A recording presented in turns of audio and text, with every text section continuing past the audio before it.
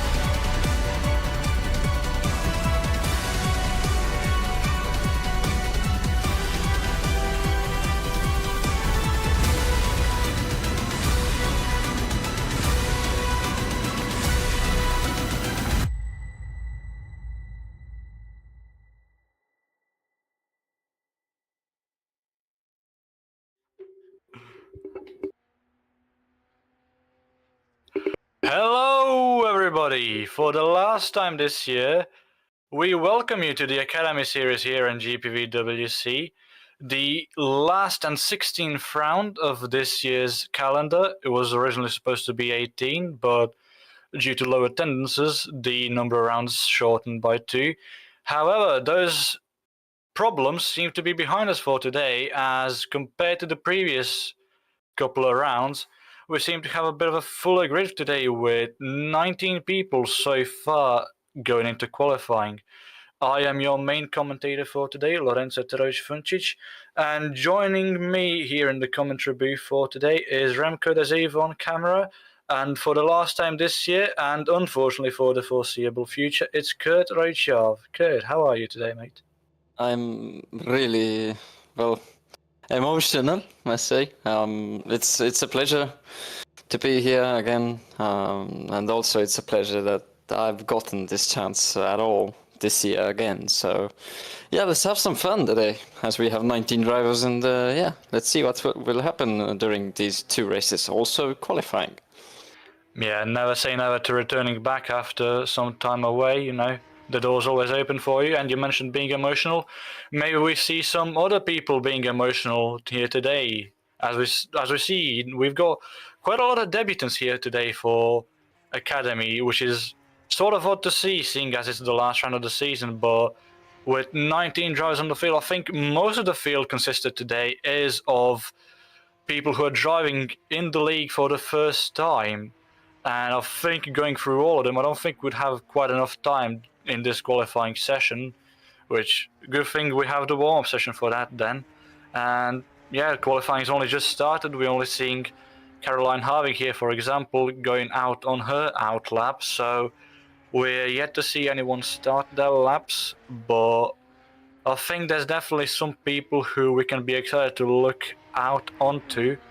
David Junt is one of them, for example, who has now done every round this season of GPVWC Academy alongside Martin Reitberg. Those two have done all of the GPWC Academy rounds this season, so come as a very, very nice to see that level of, devotion to the series from them, and I think we might see them do fairly well today, Kurt. Yeah, as you mentioned, debutants, it's always nice to see new faces in GPV. As you mentioned in the broadcast beginning, that we had really low attendance in a few rounds as debutant. Almost saved it just in time, and it's really great to see debutants, but it's really questionable. Why are we seeing them this year's last round? Maybe we'll see them next year as well, or you will see them. Possibly, who knows? I will admittedly say that I have been helping behind the scenes a couple of people who have been interested into transitioning into sim racing team ownership to try their best to enter the career ladder grid for next year. So who knows, these drivers might be possibly people that they know and they've brought in to give the league a go, possibly to boost their chances for next year. Whether that will happen or whether that won't happen remains to be seen today, and who knows, there's still this week and 2 more weeks of GPWC action left, so yeah, there's plenty to see, and there's plenty to see still here in Academy, as we see David Junt going to P6 provisionally, Emanuele Spina, who is one of those debutants we mentioned earlier, who has gone purple in Sector 1, currently hasn't set a time yet, but has set a time good enough to put him into P3 for now. So the Italian debutant currently in P3, and the Italian who hasn't debuted today, but has some good experience in the league already, Alessandria None, goes up into P3 and topples the other Italian of Emanuele Spina down into P4. Amral Hafi has set his lap time good enough for P7 currently. Luis Mesa goes into P2, 4/10 off of Sergei Soroka in P1, and Luis Mesa is a fairly old name in regards of GPWC, has competed in Formula Sprint 1 all the way back in 2015, so returning to the league after a 10-year absence, and he doesn't seem to have lost his edge, Kurt. Yeah. I was being so unfocused on what you were saying, but here you see, Luis Mesa, first sector is purple, 3.5 hundredths of a second quicker than Sergei Soroka in P1, as Luis Mesa right now sits provisionally in P2, 0.8 of a second slower than Sergei Soroka. Well, Interlagos is a really tricky circuit, I must say. FS2 saw a lot of action and not too much overtakes. Maybe we'll see more overtakes here, but really tight corners, really sharp corners, and some really flowing corners as well. And let's see.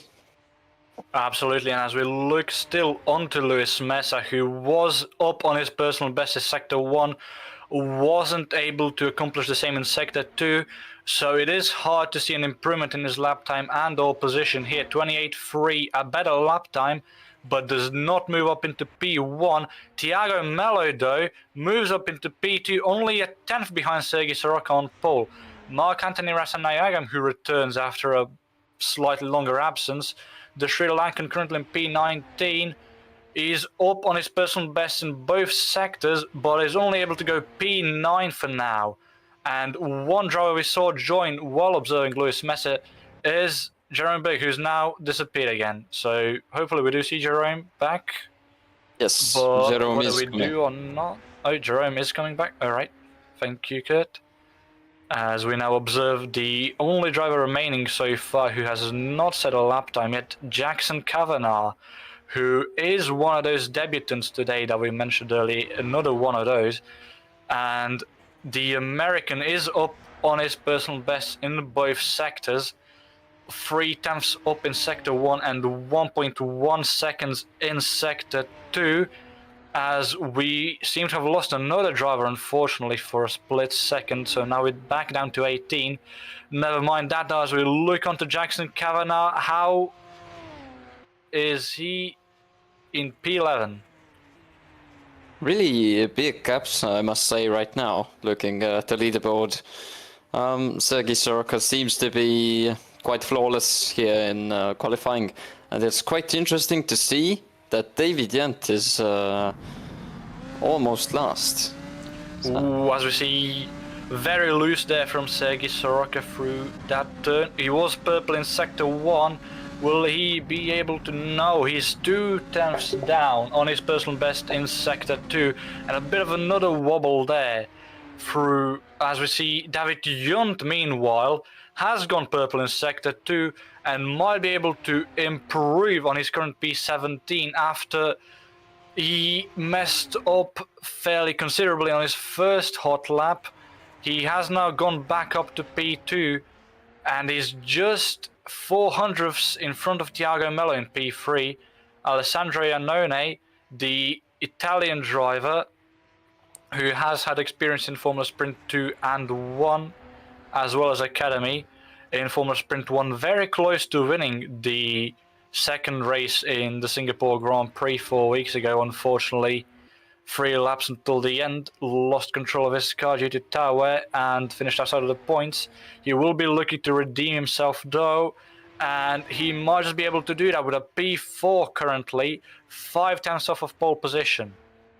Yeah, gap between Alessandro Iannone and Tiago Mello is 0.4 of a second, so yeah, it's really interesting to see a debutant being on P3 right now and improving again, being only 0.04 of a second slower than Sergei Soroka in Sector 1, so let's see how he composes his lap. Yeah, Tiago Mello, yet another of the debutants we mentioned earlier, as we was a bit wide there. But Tiago Mello, as I just said, another one of the debutants today, and the only Brazilian here today. So we do have a home hero for this race, so to speak. And he is unfortunately 0.3 down on his personal best there through Sector 2. So I do not think he'll be able to improve on this particular go. But he still has 6 minutes left in qualifying, so don't count him out just yet. Yeah, really promising start to his academy career. And let's see. Oh, last sector is a purple. Sector 3. Yeah. So very definitely impressive that from him. Yeah. Very, very impressive that from Tiago Mello, as we now turn our attentions toward Zeeuw Kratochwil, who has competed in Academy and Formula Sprint 2 throughout this season. 29.2, only good enough for P13 for now, 1.5 seconds off of pole position. And Zeeuw Kratochwil has had some fairly good results in Academy this season. However, I would like to point out somewhat objectively that those good results do coincide with the lack of attendance. The question for me now is whether Zeeuw will be able to replicate those results that he had earlier. As he goes wide through turn 4, was 0.2 up on his personal best in Sector 1, but unfortunately that's gone down the drain now. David Agayan, who is another debutant today, the German who we didn't see much of earlier, has gone up on his personal best in Sector 1, but however, Sector 2 and 3 weren't good, and he doesn't improve. Thiago Melo, though, has set a purple Sector 2 and has gone up on his personal best in Sector 1, so he could definitely get a better lap time here, and he could be on for pole position. 27.5, and he is on pole position, Kert. Yeah, provisionally on pole. Davidson against 2 experienced drivers in Academy. What a lap. Really, what a lap. And it's really promising to see that really there is new talent coming. And it's just a little shame that we see Thiago now. It would have been more interesting to see him maybe joining earlier. That's absolutely true, but there's no use crying over spilled milk now. What's happened. We're focusing on what's happening right now. And what's happening right now is that David Junt has not improved on his position or lap time. Very, very poor lap from him, but he still has just over 3.5 minutes left. Sergei Soroka has gone purple in Sector 1, so he's definitely aiming to reclaim that pole position. And do you think he'll be able to do so, Kert? Yes. My answer is yes. 1/10 in Sector 1 already is quite amazing. Let's see, Sector 2 line is coming now before turn 12. Oh, up never on mind. His personal best in Sector 2, though. But yeah, not improving on Thiago Melo though. He has lost 2 tenths.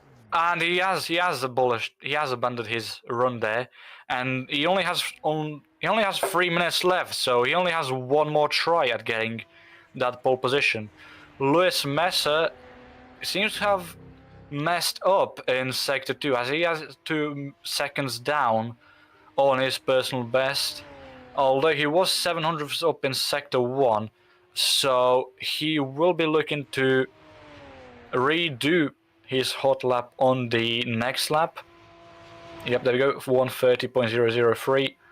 2 tenths down in Sector 3 as well. And yeah, he only has 2 more chances really, as he pulls off to the side, goes into the pit lane, so he will go for a fresh set of tyres. And obviously, as has been seen here in the Academy Series compared to the other series within GPVWC, you are allowed to escape back to the pit lane to start a new qualifying run. In the other series, you have to pull into the pit lane before being allowed to do so. Emmanuel Espina is up on his personal best in both Sector 2 and 3 and does a 28.5 in P7 provisionally with just under 2 minutes left in qualifying. Ooh, rode the curve fairly aggressively there, and I don't know whether that will be helpful for him. Ethan Mills and oh, never mind Ethan Mills. Marc-Antoine Rassenayagam is up on his personal best in Sector 1 and 2. 2 tenths up in Sector 1. No, sorry, 2 tenths down in Sector 1 to the purple sector, and 4 tenths down in Sector 2. Down on his personal best in Sector 3 though, but he still improves to P7 with 28.5. Takes his place back from Emmanuel Espina. And the question is whether he'll be able to keep it. Thiago Melo seems to have had a bit of a slower lap after his out lap, so he will be looking to possibly set a faster lap on this attempt. David Junt only has one more attempt after this lap, and this lap will not be a good one for him, as he's down on his personal best in both, actually correction, in all 3 sectors, so now it's just a question of whether he'll be able to do it on this final attempt or not. Sergei Soroka will also have one more attempt.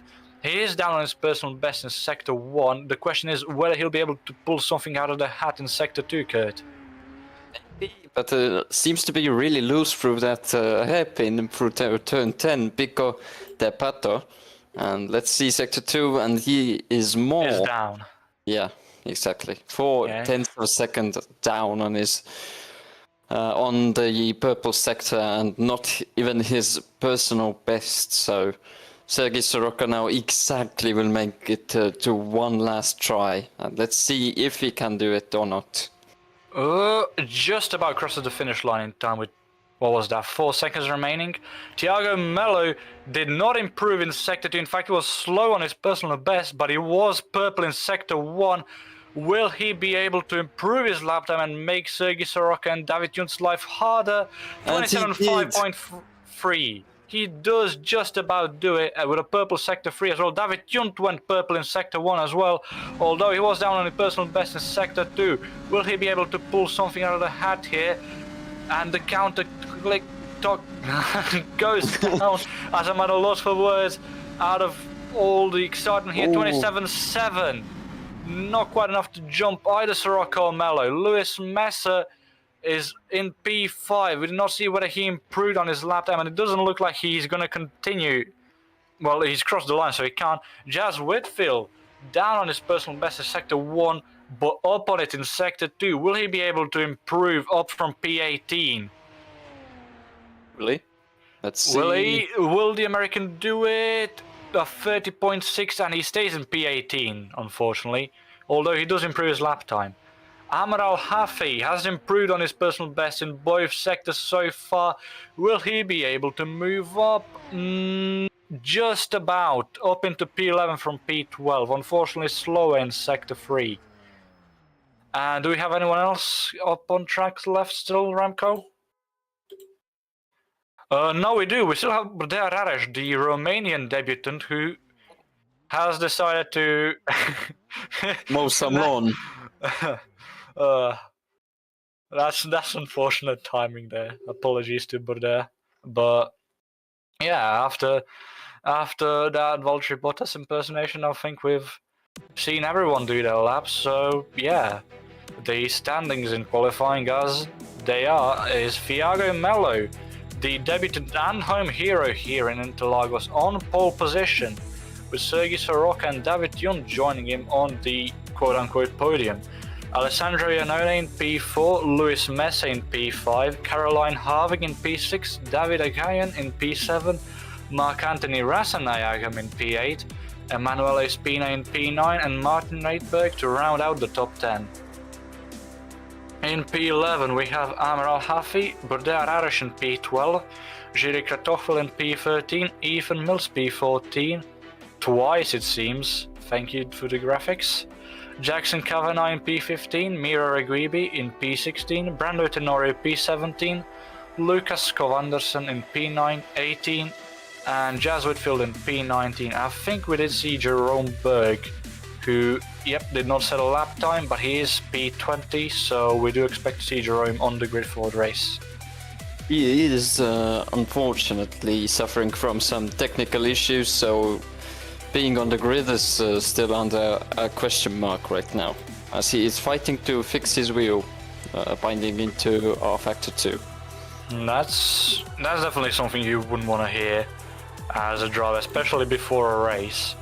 Unfortunately, we had a couple people miss out, not just on Academy but on other career ladder series due to that. I think the first one that comes to mind is Lucas Stirling in FS1 this season. I think it was in Mexico, although I might be wrong. It might have been around earlier or too earlier, but I think my point is understood, is that that's definitely something you wouldn't want to have to endure as a driver before a race, but unfortunately it is what it is, and hopefully Jerome does fix it in time. Jerome seems to be in the warm-up right now on track, so maybe, just maybe, yes he is driving. Whee! That's nice to see. Yeah. And yeah, hopefully Jerome does have a good race today, as do all of the drivers really. Seeing as it's the a slidey there, but might just be getting used to the setup and the track and the car.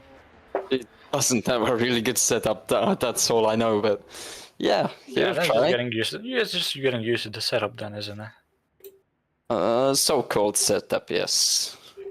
So-called setup. Yeah, he doesn't have a one though.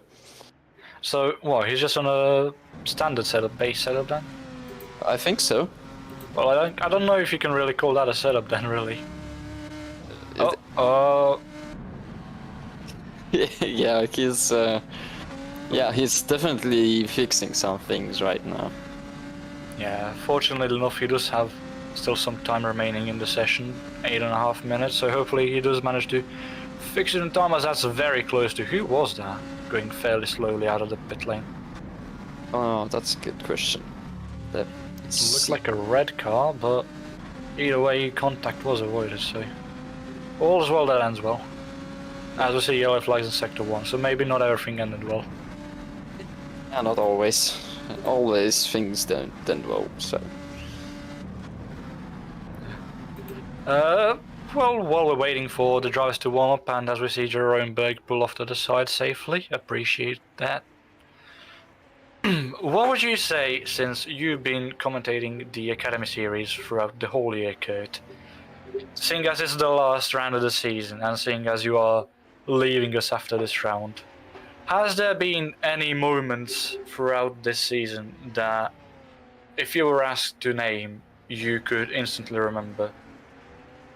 Definitely one would be Magny Core, race 1 or 2, where we had that really hectic fight between 2 drivers.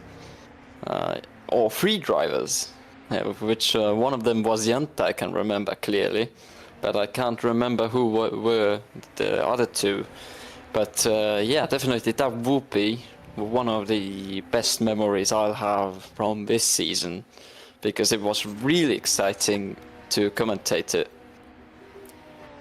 I absolutely believe it. Manico was the one round I think I missed due to being in Britain at the time for the London Prix. Oh, as we see someone practicing race starts, I'm assuming. Yeah, seems so. Thankfully enough, safe to the side, but not quite in the grid slot. So not really a good... Oh, it's Soroka. Yep. Yeah.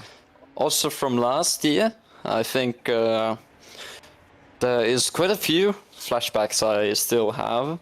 Road America, the really big pileup, Imola, the really big pileup, and also Spa race 2 last year, where Sopanen and Kinaya had a massive crash on the last lap, where they both went like 200 kilometers per hour into the wall and yeah, were airborne and flew back of the barrier. So that was something extraordinary.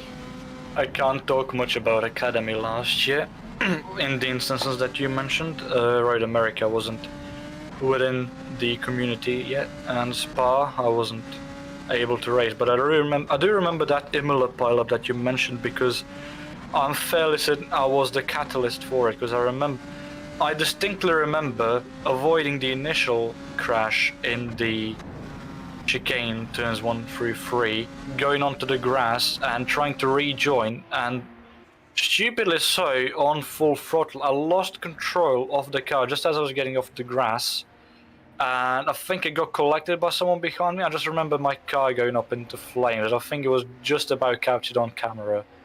And looking back, it is funny, but at the time, I was frustrated at myself, both for ruining my own race and ruining the race of at least one other person. So yeah, hopefully, as I was about to say, hopefully we'd see none of that today. Martin Reitberg seems to have a friendly spar with... Who is that yellow car? Can we get a look? Bordea. Should be. That's Bordea, is it? Should be. Are there any other yellow cars other than Bordea today? Is Bordea even in a yellow car? I don't think we've quite gotten a look. No, Bordea is in a purple car, but seeing as we're talking about him and seeing as we still have 4 minutes left in warm-up, we should probably use this time to take a look at the debutants we mentioned earlier, as we're looking on Bordea Raresh here, who has a fairly good save after mowing the grass a bit himself.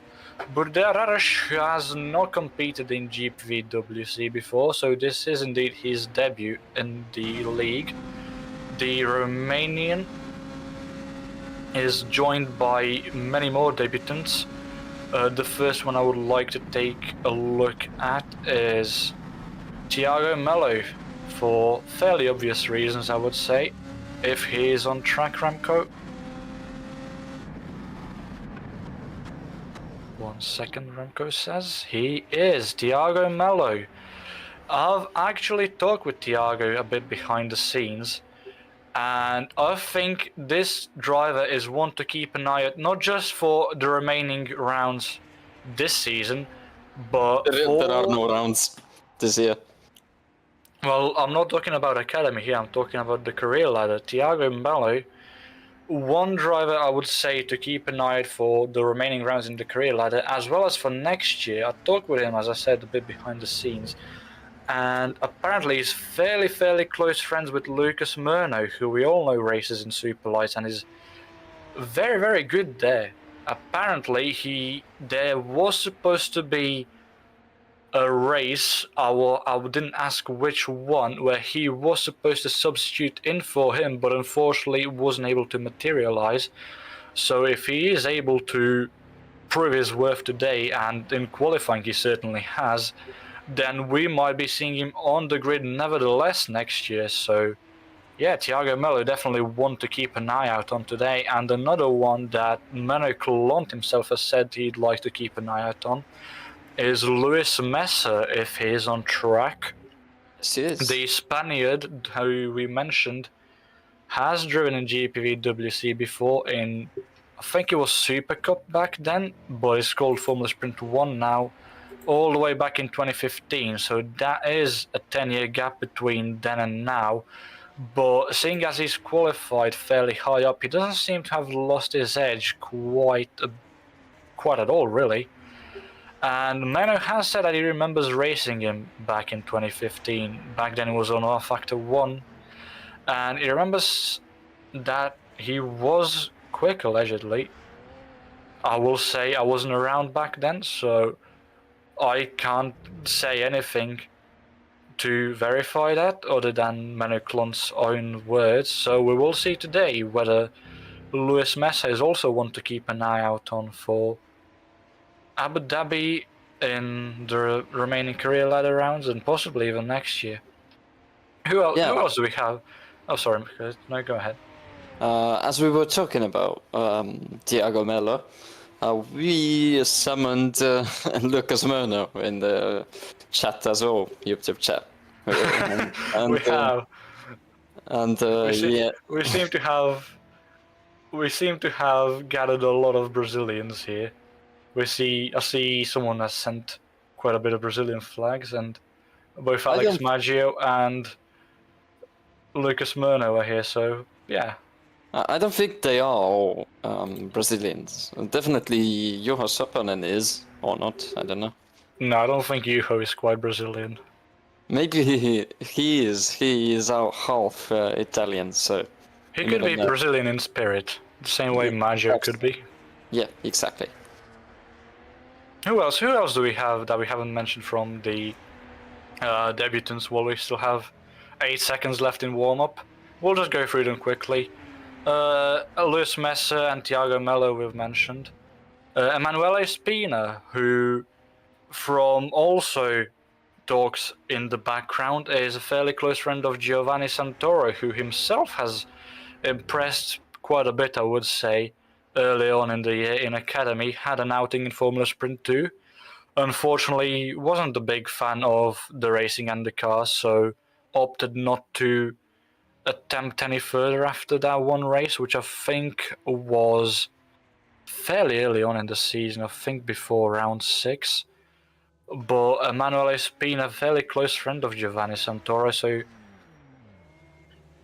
hell, we could see another good Italian appearing on the grid. There are a lot of Italians. Yeah. The 2 American debutants today, Jackson Kavanagh and Jazz Whitfield. Unfortunately, qualifying didn't go as well as it could have for them, but you know, it's a 14-lap race and there's 2 races, so hopefully they do well in those races.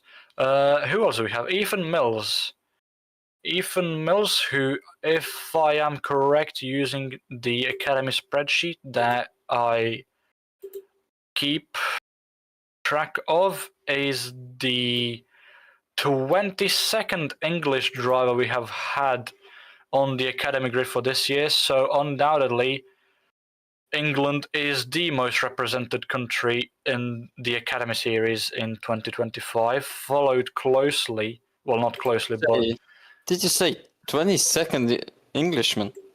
yeah, we've had 22 English drivers in the Academy Wow. Series in 2025. The closest other country is Italy on 11. Where is Estonia? Estonia has had one whole driver in the Academy Series this year. And who was that? That would be, let me scroll down, Jannar Koit. Oh yeah, exactly. This was Hockenheim, I think it was. Yeah, it was. With a 20th place under DNF. Unfortunately, not really great result for Estonia there. Oh man, you didn't have to say that in the end, man. I mean, we're being objective here. Let's be real. Yeah, sometimes it's more smarter to be quiet. I'm sorry, man. All right. Are we waiting on anyone? No, we're not. Because Chris doesn't appear to be waiting for us either. As we wait for all the drivers to go onto the grid to start their formation laps. Is there anyone before that who we've missed that we haven't talked about from the debutants? No, we've lost the graphics. On the race view map, for me, Janone was making like circles in sector 1 and 2 half. Hopefully it doesn't do circles in the race. Who were we saying is a debutant we haven't talked about? I think the only one we haven't mentioned is Lucas Skovandersen. Yeah. Who, as we see, everyone's on the grid. Well, not everyone, but 2 people are missing. Have you mentioned also Emanuele Espina?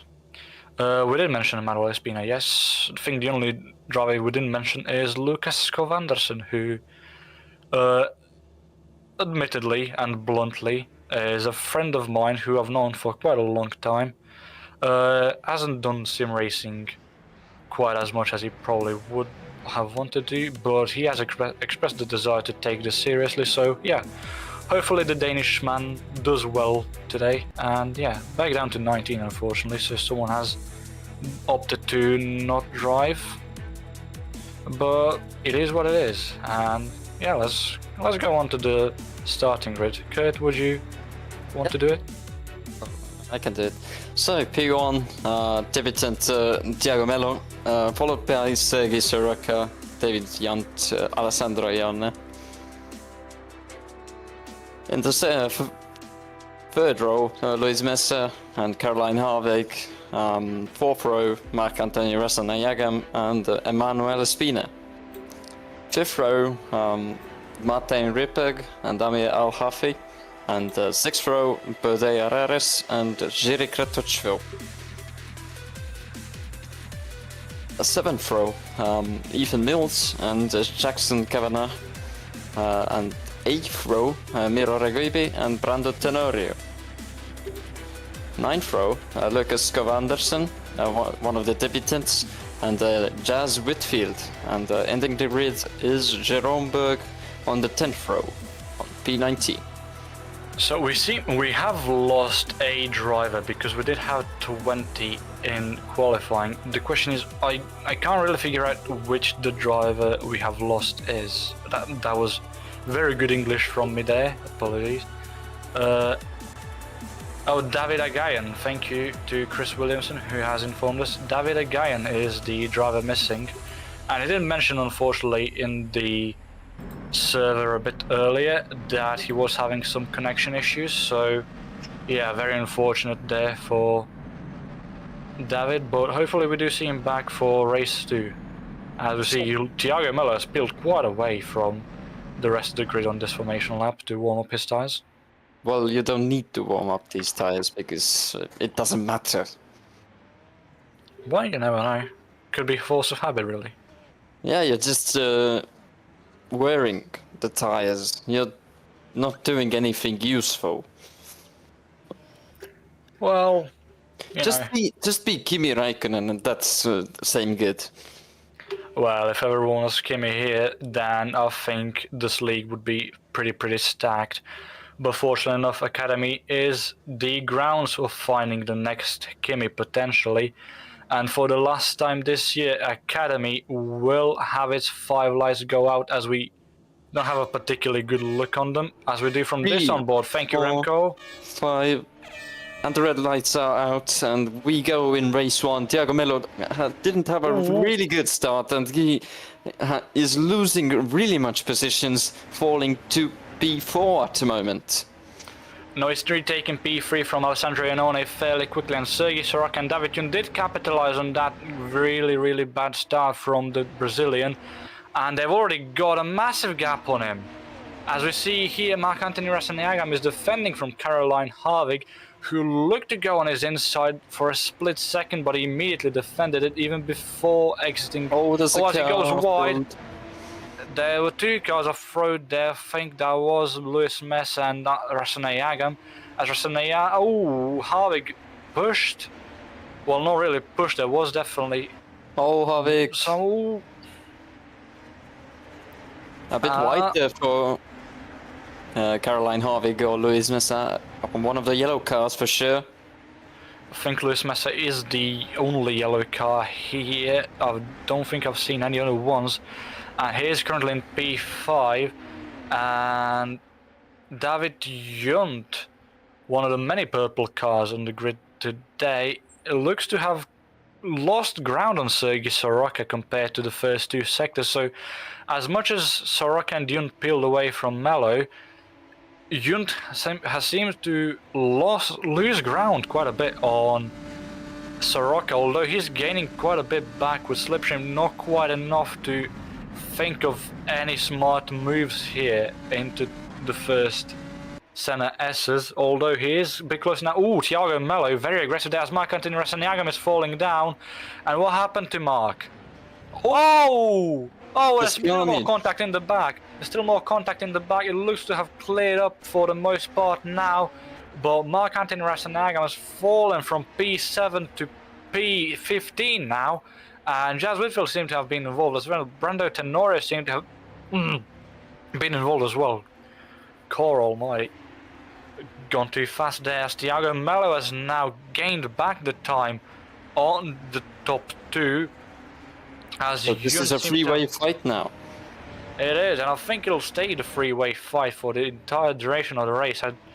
As much as I have been impressed by some of Alessandro Iannone's performances in the 3 series he has competed in so far, I think his battle is for P40 in this race with Luis Mesa, and I think the top 3 will peel away quite comfortably from the rest of the pack. And look at the gap already, 1.7 seconds between Thiago Melo and Alessandro Iannone.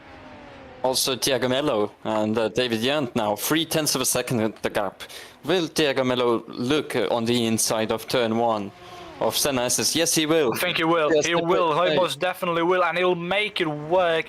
And Thiago Melo moves up into Sergei Soroka. Sergei Soroka very loose and very wide. And Thiago Melo looks to capitalize on it. He goes on the outside. Does he make a stick? He does. But he still has to defend from the side draft that Sergei Soroka is getting. No, he moves across just in time. I just see yellow flags flashing and people falling down. It's Ethan Mills and Jerome Berg, it looks like. And Thiago Melo has reclaimed that P1 that he lost on race start in the span of 3 laps. As we see, that was someone off to the side there.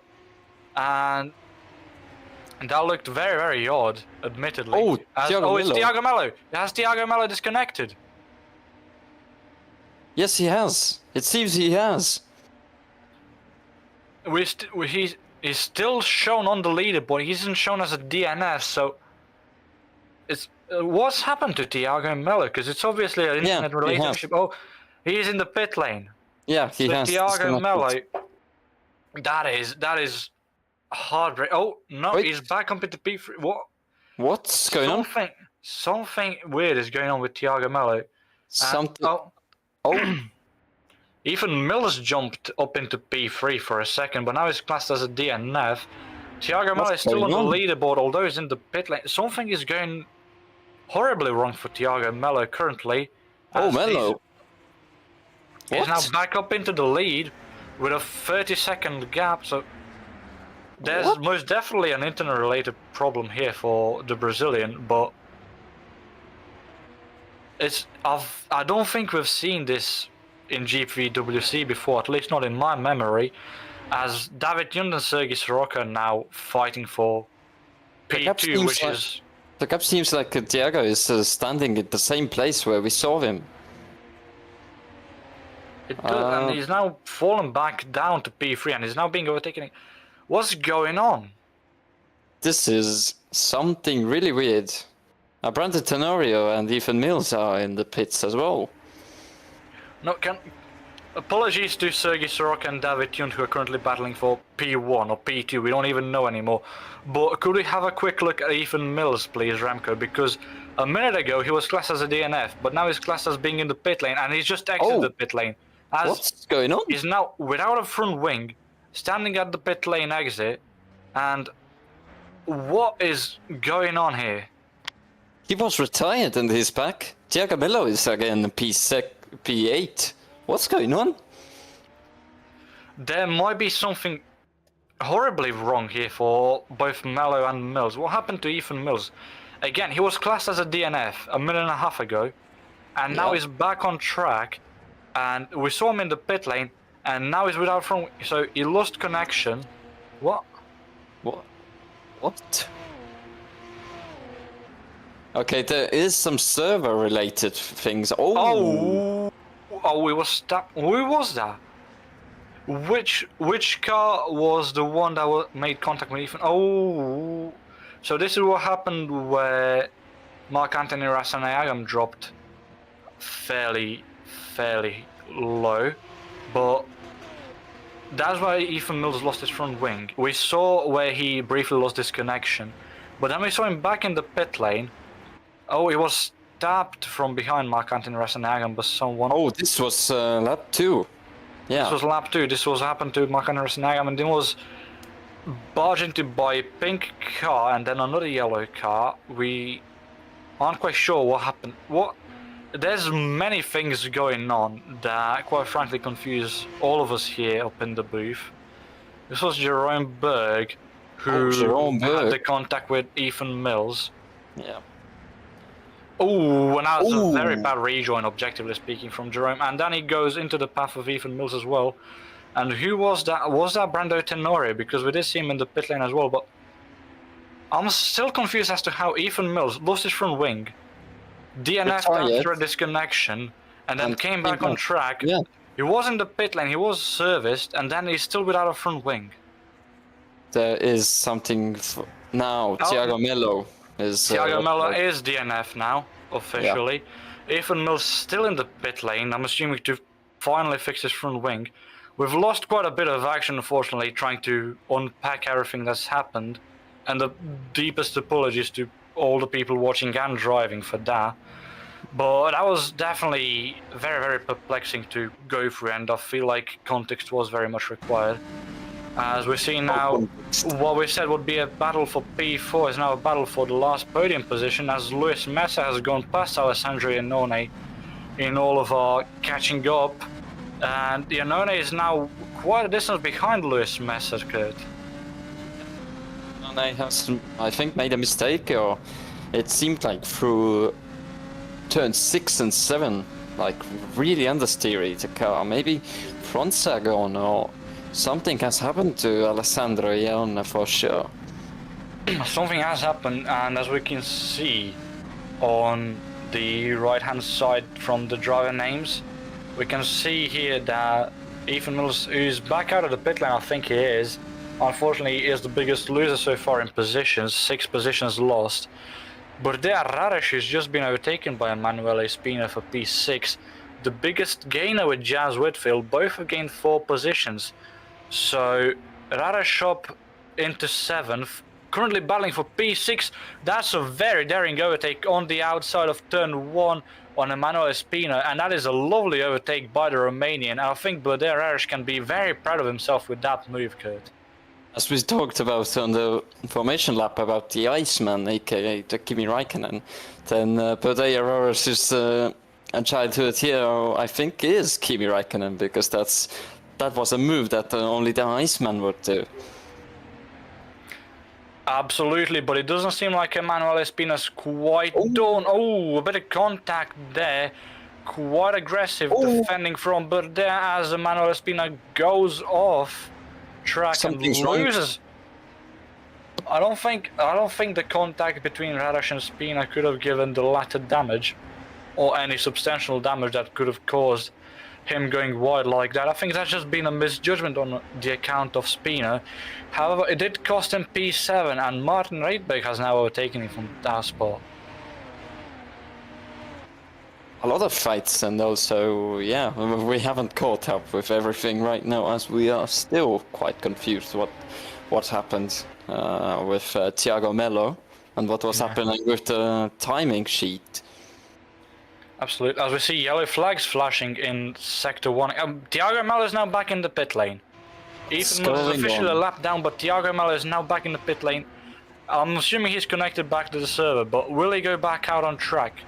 As we talk about that, we're missing the fight between Marc-Anthony Rasenagam, who makes a lovely move on the inside of Amral Hafi for P9, and the Sri Lankan overtakes the Syrian. There's Thiago Mello exiting the pit lane. We just about saw him, and he's exited the pit lane right there. He's back out on track, Thiago Mello, down in P19, unfortunately, several laps down surely by now as well, and unfortunately, I think Thiago Mello, unless someone DNFs in the span of the next, well, now really, he will start race 2 from down in P19, and that's very heartbreaking for the Brazilian. They're going from pole position and fighting for the lead to disconnecting, unfortunately, on the third lap of the race, and now being several laps down in the last place of all the drivers here who are. And as we see yellow flags in sector 2 flashing. I think we saw someone off. Go. Has anyone lost any positions? I don't think so, as Marc-Anthony Rasenagam has caught up already to Martin Rydberg and has used the slipstream to get past him even before reaching the finish line. So Marc-Anthony Rasenagam now up into P8, overtaking Amral Hafi in turn 1 the previous lap for P9, so he's gone up 2 positions in 2 laps. Can he keep the streak going? As we go back into replays, what happened is Lucas Skov-Andersen through turn 6. All looks fairly stable for now. Just had a bit of a spin. Has managed to save it. Yes, he's managed to save it. Unfortunate there for the Dane, but he's currently holding the reverse grid pole position for race 2, so hopefully he can turn his luck around in the second race. Jiří Kratochvíl here will look in what happened to him. Was there contact with Thiago Mello? There was, and in the wall. I think the less said there, the better, really. As we see, 2 teal-colored cars there in the background fighting. I do wonder who that was and how that battle turned out. I think that's the 2 drivers behind Jiří Kratochvíl. It is Miro Rigibi and Jackson Kavanagh, and that's a battle that would be worth keeping an eye out in these last laps, as it seems that the top 5 all seems fairly set, except for maybe top 4. The gap between Yunt and Soroka is 1.3 seconds, but the gap between Soroka and Messe is nearly 3. The gap between Iannone and Messe is 2.2 seconds. Caroline Harvick, though, is just under a second behind Alessandro Iannone, so there could be a battle for P4 later on, as we see Jackson Kavanagh attacking Miro Rigibi.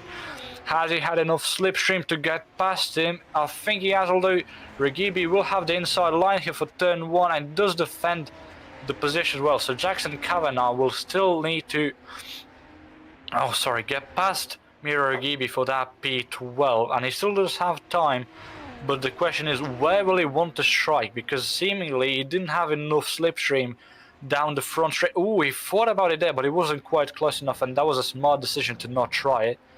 And I think Jackson Kavanagh will now have to try the next lap again. As we see Jiří Kratochvíl mowing quite a bit of grass there. Good. It's crab walking, if I saw correctly, from the car's handling. Also, one thing that's scraping my eye for quite a long time now is that Thiago Mello isn't like 7 laps down from the leader.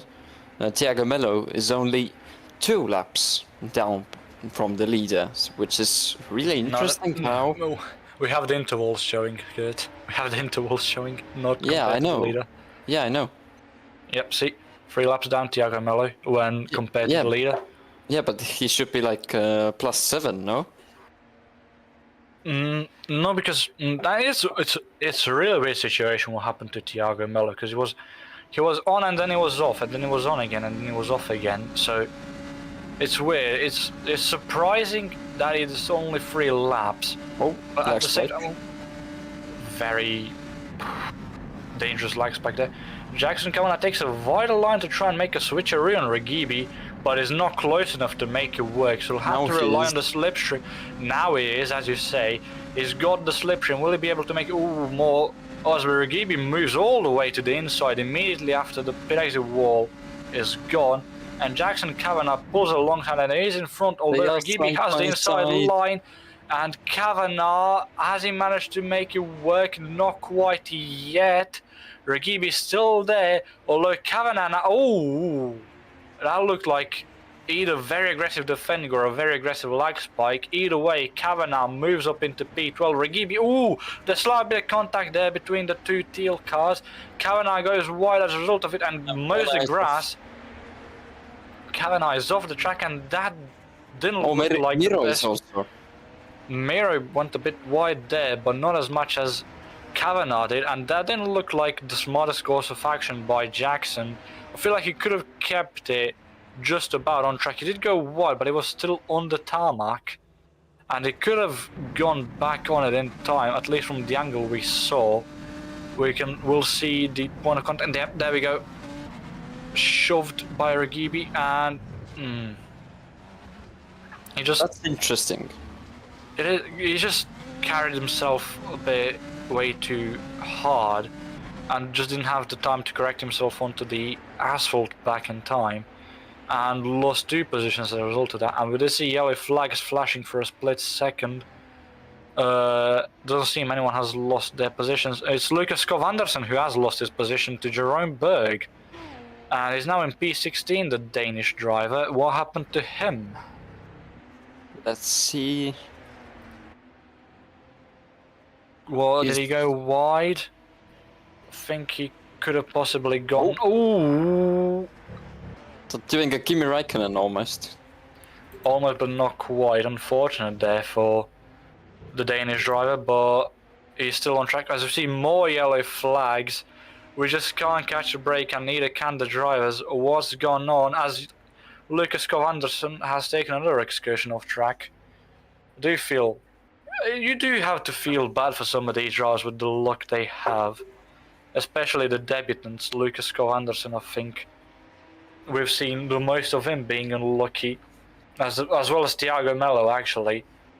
Definitely one thing, you can't be too harsh on the debutants because they are still in the learning phase, as we can see clearly from Lucas Skov Andersen that he is still learning the basics. So yeah, you can't be too harsh on him, and maybe next year he will be already winning races. Who knows? Fingers crossed. And one driver who will have his fingers crossed is Sergei Soroka. Remember a couple laps ago when we mentioned the gap being 1.3 or so seconds between them? It's now close to 8 tenths.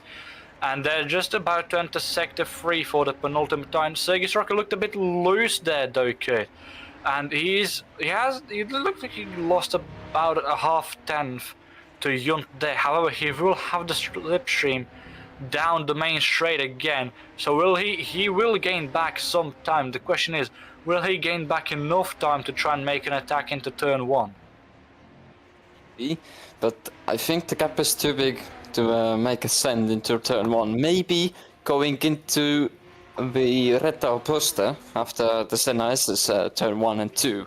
Maybe there Sergei Soroka can make the move. Oh, Sergei is a bit wide there. goes very wide and goes wide all the way through the center S's, and all the time he could have possibly gained with the slipstream is now gone, and he's now 1.1 seconds behind David Junt, so he'll have to rely on a miracle here to get past into P1. Amaral Haf in P9 is battling for P8 with Mark Anthony Rasaneyagan.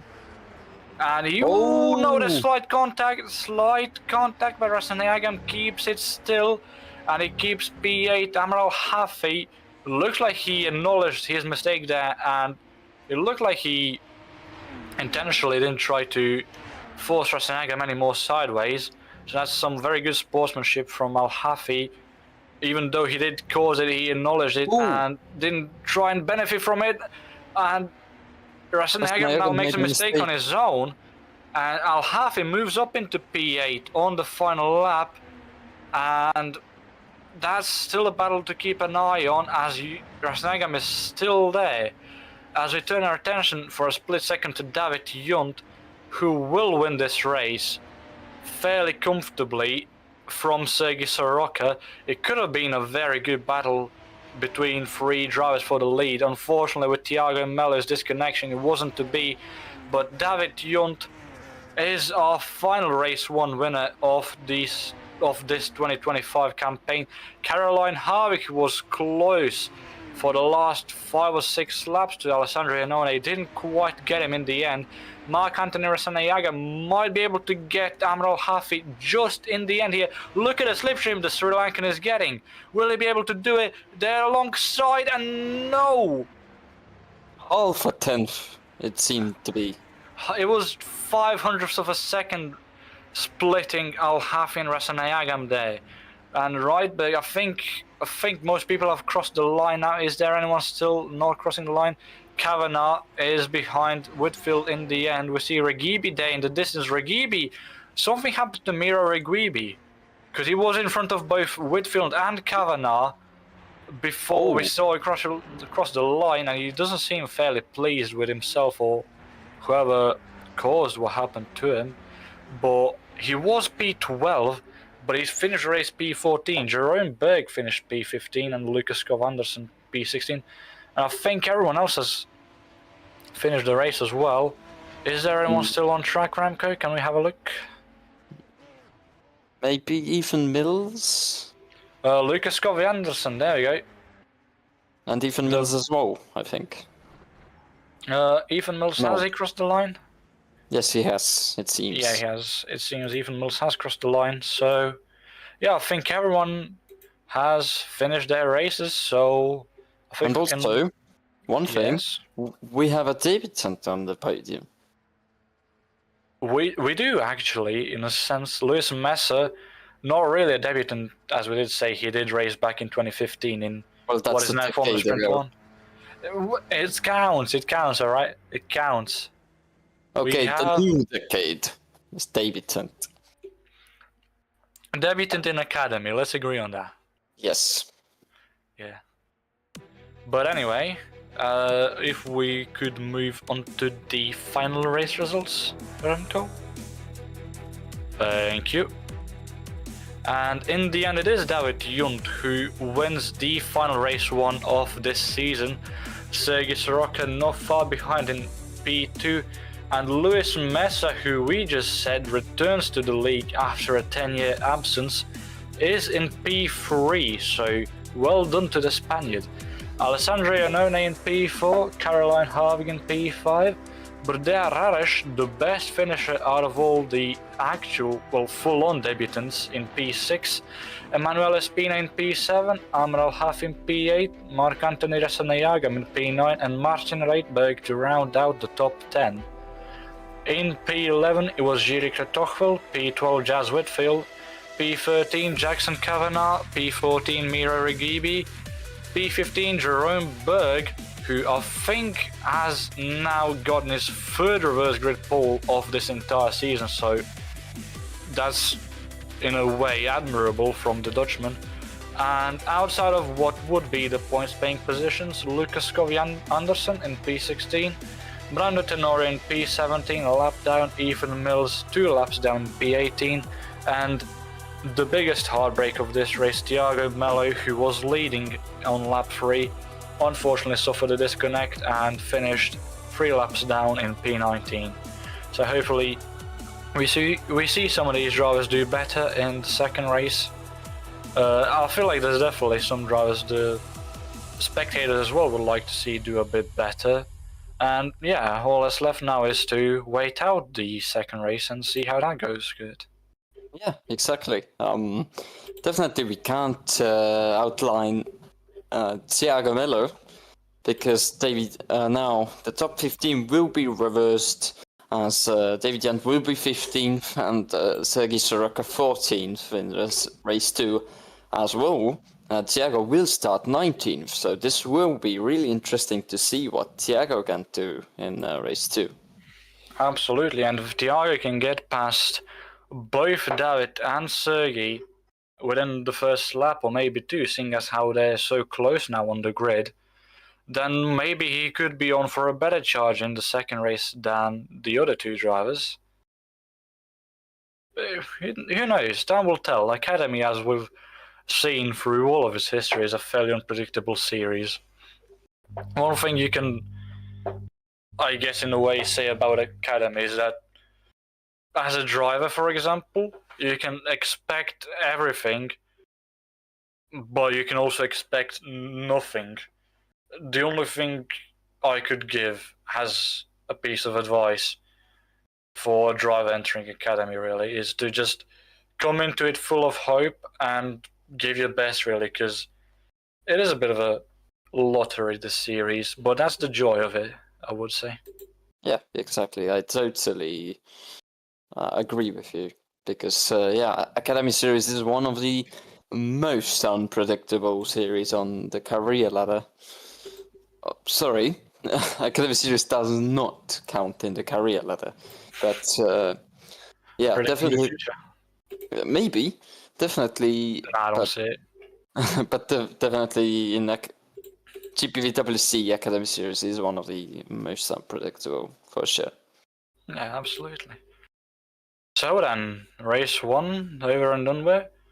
I reckon we take a short little break while we wait for race 2, which shouldn't last longer than 5 or so minutes. So hopefully we do see you back with us in that time span for the second race today, and unfortunately the last race of the series this season.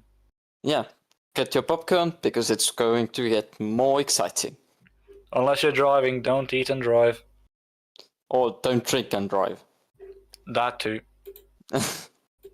Okay. Oh, I need a refill.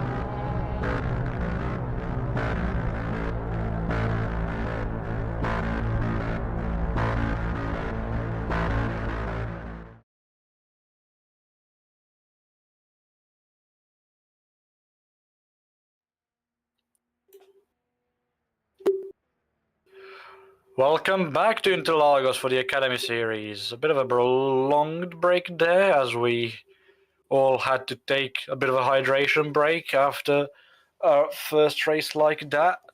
But fortunately, we are back in time for the second race, and again, unfortunately, after this race, the curtains will fall on the Academy series for this year. But fear not, it will be back in by February next year.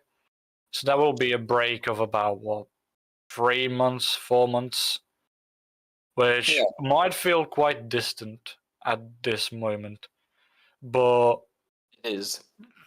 yeah, I feel like time has like ramped up in speed. Everything feels a bit faster nowadays, ever since COVID has ended and whatnot, lockdown and everything. Yeah. We're getting sidetracked though. We have one more Academy Series race, 14 more laps of this glorious, glorious series to go through before 14 laps of mine. 14 laps of what? Of my career. Well, again, as I mentioned earlier, never say never to returning back, mate. Yeah. Yeah, but I don't know when I'll come back, bro. Doesn't matter. Doesn't mean you won't. Maybe in the next decade. Listen, if Lewis Messer could have come back after a 10-year absence and grabbed a podium on his return, who's to say you won't?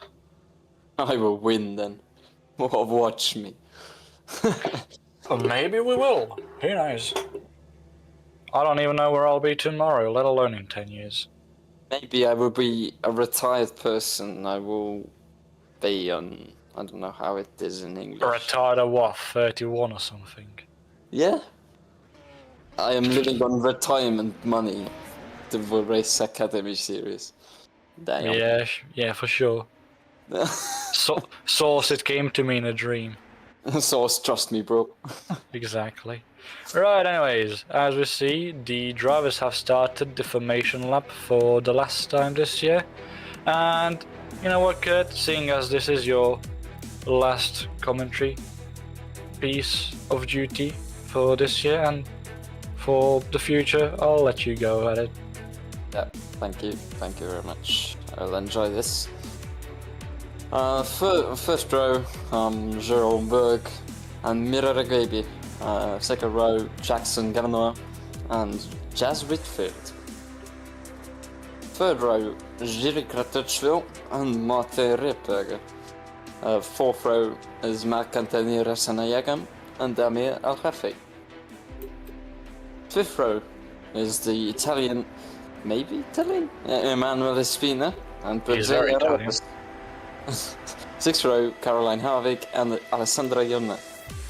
Seventh row, Luis Mesa, man from the last decade, and Sergei Soroka. Eighth row, David Yent and Lucas Skov Andersen. Ninth row, Brandon Tenorio and Ethan Mills. And the 10th row on P19, Thiago Miller. Who knows what Thiago will do? Let's see. Yeah, unfortunately, David Agayan wasn't able to fix his connection issues that he had in race 1. So, unfortunately, we only were able to see him in qualifying, but hopefully that's not the only time we see David Agayan in the league. Unfortunately, won't be any more chances in the Academy Series this year, but who knows, maybe he gets a chance somewhere in the career ladder while there's still 2 more weeks left in it. Who knows? I don't. You will see him. Well, you're not gonna disappear magically from the league after you finish commentary duties. You still have Abu Dhabi left to do in FS2, mate. Well, maybe I don't want to do it. Well, that wouldn't be nice. And it wouldn't be nice to skip out on this Academy race, so let's have a look at the lights, shall we, Remco? Yeah. Yes. It's nice. It's a bit weird that we can't see it from the initial angle, but this'll do. As we wait for the lights to come on, and they have started coming on. The 3 first lights are on, the 4th and the 5th, and for the last time this year the lights are out for the Brazilian Grand Prix here in the Academy Series. Bit of a slow start there from one of the cars in the mid-pack. I think that was Jiří Kratochvil, as Jerome Berg has a slow start himself as well, and Miro Ragibi looked to be attacking him for P1 almost immediately, but wasn't able to make it stick, although he's still very close behind. Now he will use that slipstream to try and get past the Dutchman first. Oh god, there's a massive crash in the back, and there's a massive pile-up, and I think that was at least 3 or 4 cars involved, and it's Ethan Mills who's one of the cars involved. Luis Mesa looks to be one as well. Caroline Harvig is completely out of the race, and there's more yellow flags in Sector 2. There's more shaking up. There's debris flying in the background. What is going on? Brando Tenori, Miro Ragibi is out. Something happened to Miro Ragibi. Oh, that's Jiří Kratochvil out of front wing in P3, dropping down massively. Something happened between Kratochvil and Ragibi, surely, because both of them were fairly high up.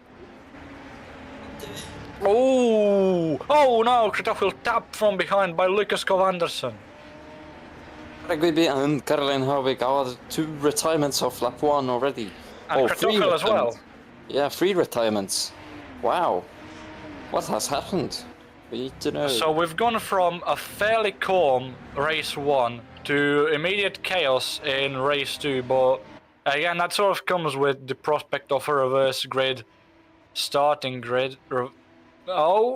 Bit of contact between Rares and Thiago Melo. Thiago Melo has jumped from P19 up into P6 immediately on the first lap. He has passed Sergei Soroka and David Hunt. Look at that. He has, and he's battling Brodea Rares now, who instead seems to be battling Amaral Hafi for P7. That's a very bold move from the Syrian. Nearly made it stick, although he still will have slipstream down this back straight to try and make a move again. Thiago Melo will have slipstream on Alessandro Iannone and does make a move, and he might make a move here on Jazz Whitfield. Not quite close enough, but Whitfield was overtaken by Rasenayagam for P3. So this is a massive battle here between 3 cars now for P3. Rasenayagam loses the rear end. Malo went wide there through out of turn 6. Marco-Anthony Rasenayagam doesn't look like he sustained any damage, but is dropped from P3 down into P13. Didn't defend P12 from Reitberg there. Iannone is in P6. Whitfield has been overtaken by Melo, despite the fact that Melo went very wide out of turn 6. And now Thiago Melo has gained, what is that, 15 or 16 positions in 16 positions in 2 laps. That Thiago Melo has gained. And Jackson Kavanagh, one of our debutants today, has moved into the lead so far. One the Americans is leading the race. Absolutely. The Americans are doing fairly well for themselves in this second race. Jazz Three Whitfield, wide. 3 wide, we see there Manuel Espina, and that is Amro Hafi and Sergei Soroka. Soroka, a bit of a bump there on Al Hafi, and will he make it stick? He does. Amro Hafi loses P7. Oh. Ooh, slight tap from Spina there, but manages to save it. Spina will go alongside Al Hafi now, down onto this backstretch. We see there, that's the battle between, I think, Raresh and the Unknown for P5. Raresh manages to defend it. Al Hafi loses P8 to Spina, and that's the Unknown going wide. The Unknown goes wide out of turn 4. Not 5, sorry, and now he's under attack by Soroka for P6. Al Hafi is still hounding down Spina for that P8, who goes wide out of turn 6. Al Hafi isn't close enough to make a move though, and now he's closer to Messa in P10 than he is to Spina in P8. Also, Thiago Melo is now 2.5 tenths from Jerome Berg already, and he's already going for the move around the outside. Will he make the move? Or almost tossing off there, Jerome Berg there. Well, that was closing the door, rule book closing the door from Jerome Berg there. That was very aggressive from the Dutchman. I think Mello will clear him down on this front straight. And yeah, with the help of the slipstream, Mello is alongside, but I think having the inside line here, he will fairly comfortably take that P2 from Jerome Berg, and he does. Jerome Berg takes a wider and slower line, concedes the position almost to the Brazilian, and Mello is now 3 seconds behind Jackson Kavanagh in P1 with 11 laps to chase him down. Thiago Melo is really flying on the track right now. And now we see replays. We'll take a look to the replays to see what happened really in the back there. What happened to Luis Messa? Oh. A bit of a squeeze there from someone. That's one of the red cars. I think that was Caroline Harvick who tapped him from behind. And it was Caroline Harvick who tapped Luis Messa from behind. But who was the red car in front of Messa who gave him the squeeze that caused him to lose control like so? Was that Alessandro Iannone by any chance? Might have been. There's a lot of red cars, so one of them. Yeah, there is a lot of red cars. Was that Alessandro Iannone in front of Luis Messa? Could we have a better look on it? Maybe. See. Still on board with Luis Messa. We're on board with Martin Reitberg. No, we're on board with Miro Regibi. Thank you, Remco. The wrong game there. Let's see what happened to Brando Tenorio, because we do see he DNF'd as well. Oh, just lose. Oh! Loses the rear end and gets collected by, I think. Who was that? Oh, there's someone off in the. Oh. Brando hasn't DNF'd yet. What? Something weird is going on again, because we did see a car just pulled over on the runoff of turn 4, just completely stationary, and then just disappeared. We didn't see any contact, but oh, as we see, Ethan Mills is our latest DNF, unfortunately. Meanwhile, Thiago Melo under a second from Jackson Kavanagh, so Thiago Melo is flying. He's closed that gap down within a lap and a half, and Bordea Raresh has been overtaken by Sergei Soroka for P4, although the Romanian won't give up that easily. He's still close. I see a yellow flash for a split second. It's Ethan Mills. Ethan Mills seems to have lost connection again, because he was DNF'd and then he was shown as a lap down, and now he's in the pit lane again. So Ethan Mills... Oh, Thiago Melo. He's going to clear him before turn 1. He is Thiago Melo. Look at the time he gained, and look at the slipstream. He doesn't even need the slipstream as much. Jackson Kavanagh, a sitting duck really here, and Thiago Melo making up for lost time in race 1, moves into the lead on lap 6 of 14, and with half of the race left to go, all he needs now is to coast it home and make a gap big enough to defend. And we saw Ethan Mills just before we swapped to Marc-Antoine Rasenagam. They're leaving the pit lane, unfortunately. Oh! Contact there between Rasenagam and Messa, and they're still tangled. They're still tangled. It seems like the wheels have clipped together. The front left and front right of Rasaneagam and Mesa have clipped together into one. They've basically done the Saiyan merge, and now they've both lost out, unfortunately, because of it. Yeah, what an unfortunate event, as even Mills is back from DNF. Again, unfortunately, for the Englishman. This is not Ethan Mills's race, unfortunately. He's had a decent race both times. Not decent in a way that he was within the top 10. And then, unfortunately, both times suffers a disconnection, has to come back out of the pit lane. So, definitely, you have to feel bad for Ethan Mills in both races. But hopefully, this isn't the last time we see him, and hopefully, the next time we do see him, he has a better time on track. Unfortunately, 2 laps down. Now, as we see, yellow flag flash for a split second in Sector 2. Although nothing seems to have happened that's major. One thing that could be major though is Sergei Soroka passing Jerome Berg for P3, and he does before turn 1, defends the inside, and Soroka quite comfortably up into P3, and the Ukrainian now is going to hunt down Kavanagh for P2, possibly even Melee for P1, Kurt. Yeah, maybe. Also looking at the YouTube chat, Daniel Ovaz actually wants to see the start replay from Thiago Melo, which I'm really interested in as well. As here, Emmanuel Espina and Alessandro Ion are fighting again, 2 red cars going at it. Yeah, and we did see Iannone go a bit wide out of, I think that was turn 2 or 3. So, as we turn our attention for a split second to Thiago Melo, who is able to use the rewind powers. Yep. Yeah. Let's take a look at Thiago Melo's start. Because he did gain 16 positions in 1 lap. So I myself am as well interested to see how he managed to avoid all the chaos. Already jumped 2 people before turn 1. Yeah. And then everything that happened in front of him, it's all clean here, all clean here. Wow. Oh, that's very good avoidance by Thiago Melo, and he was a bit lucky as well.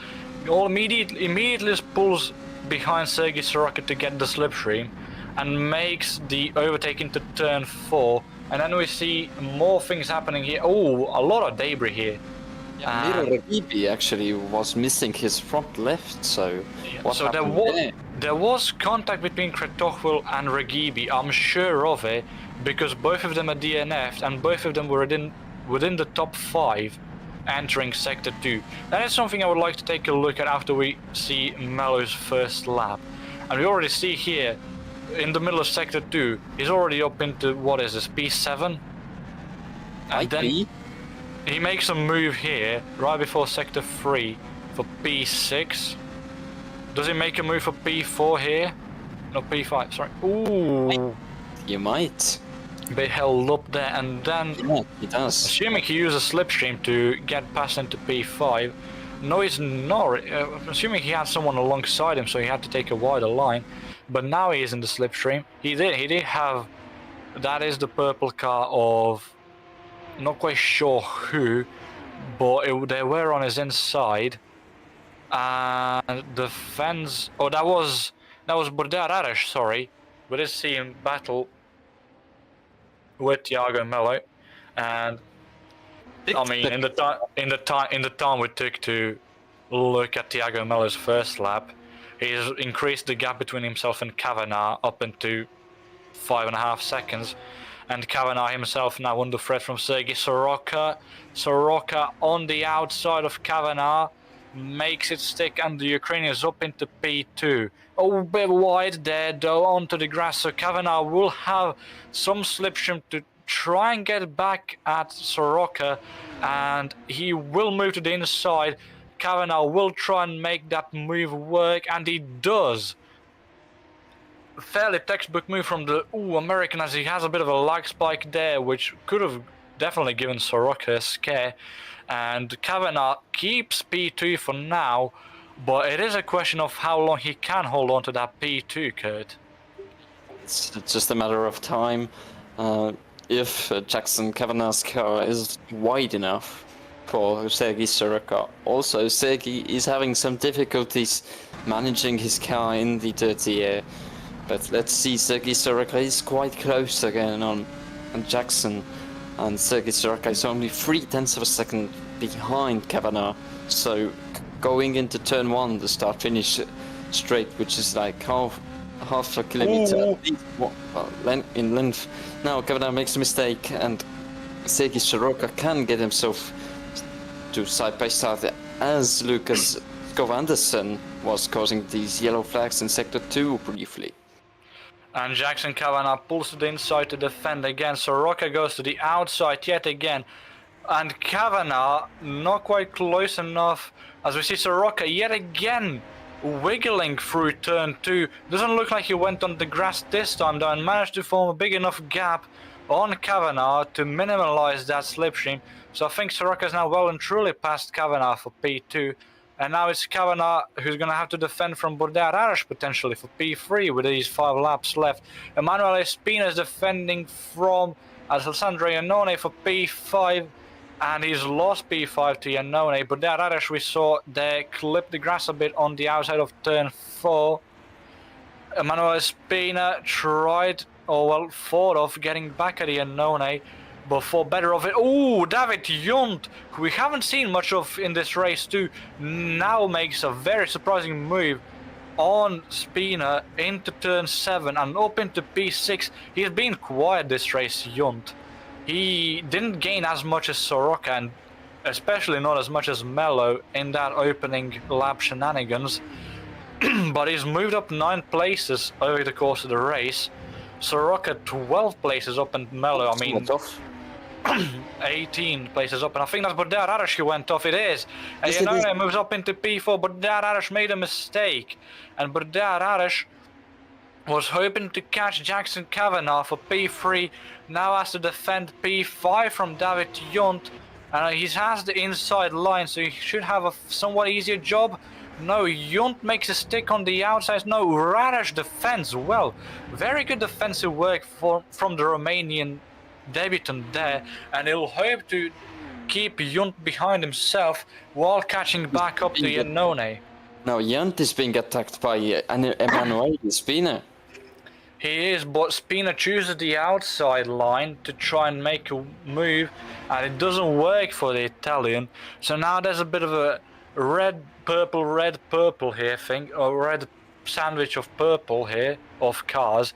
Spina is trying to make it work on David Junt, but he can't, as Junt closed a lot on Bordea-Rares there in turn 7.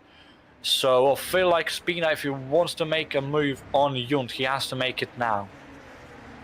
There's no time to lose, as there is 4 laps until the race end, and David Junt has all the cards to get to P4 at least, and even maybe past Kavanagh. Who knows? Potentially. I don't think Junt might just have enough time to get up to Jackson Kavanagh, but I think if he clears Bordea-Rares on this lap, he should definitely be able to challenge Alessandro Iannone for P4. The question is, will Bordea-Rares manage to defend as well this lap as he did last lap? Junt pulled away from the slipstream way too early there, it looked like, and didn't get close enough to Rares. Rares keeps P5 for now, but Junt will have that slipstream again here between turns 3 and 4. As we see yellow flags in sector 1, it's Jerome Berg who's been overtaken by Martin Reitberg, the 2 Dutchmen fighting in the back, and Junt isn't getting as much slipstream as he would have liked, Kert. He hasn't closed enough on all 3 of them go wide. All 3 of them go wide out of turn 4. Rares followed by Junt, followed by Spina. We didn't see if Iannone repeated the same thing, but all 3 of them have lost time on each other. Spina seems to have lost the least time though, as he's right on the tail of Junt here. It is really interesting that all 3 of them went off the track. And this means they are all pushing and trying to get Iannone, so they are all fighting for the 4th place. Absolutely, and I think this is definitely where we should keep our eyes on for the remainder of the race. Thiago Mella is very, very safely in P1 with a 9-second gap on Sergei Soroka as Luis Messer makes a very bold move on the outside of Jazz Whitfield for P11, has the inside line for the following corner, and that's a very good move by the Spaniard returning after 10 years gone. He hasn't lost his edge, as we've said many times, and I don't think he'll quite be able to catch Jerome Berg, but after the incident he had at the beginning of the race, I think he can be happy with what he can get.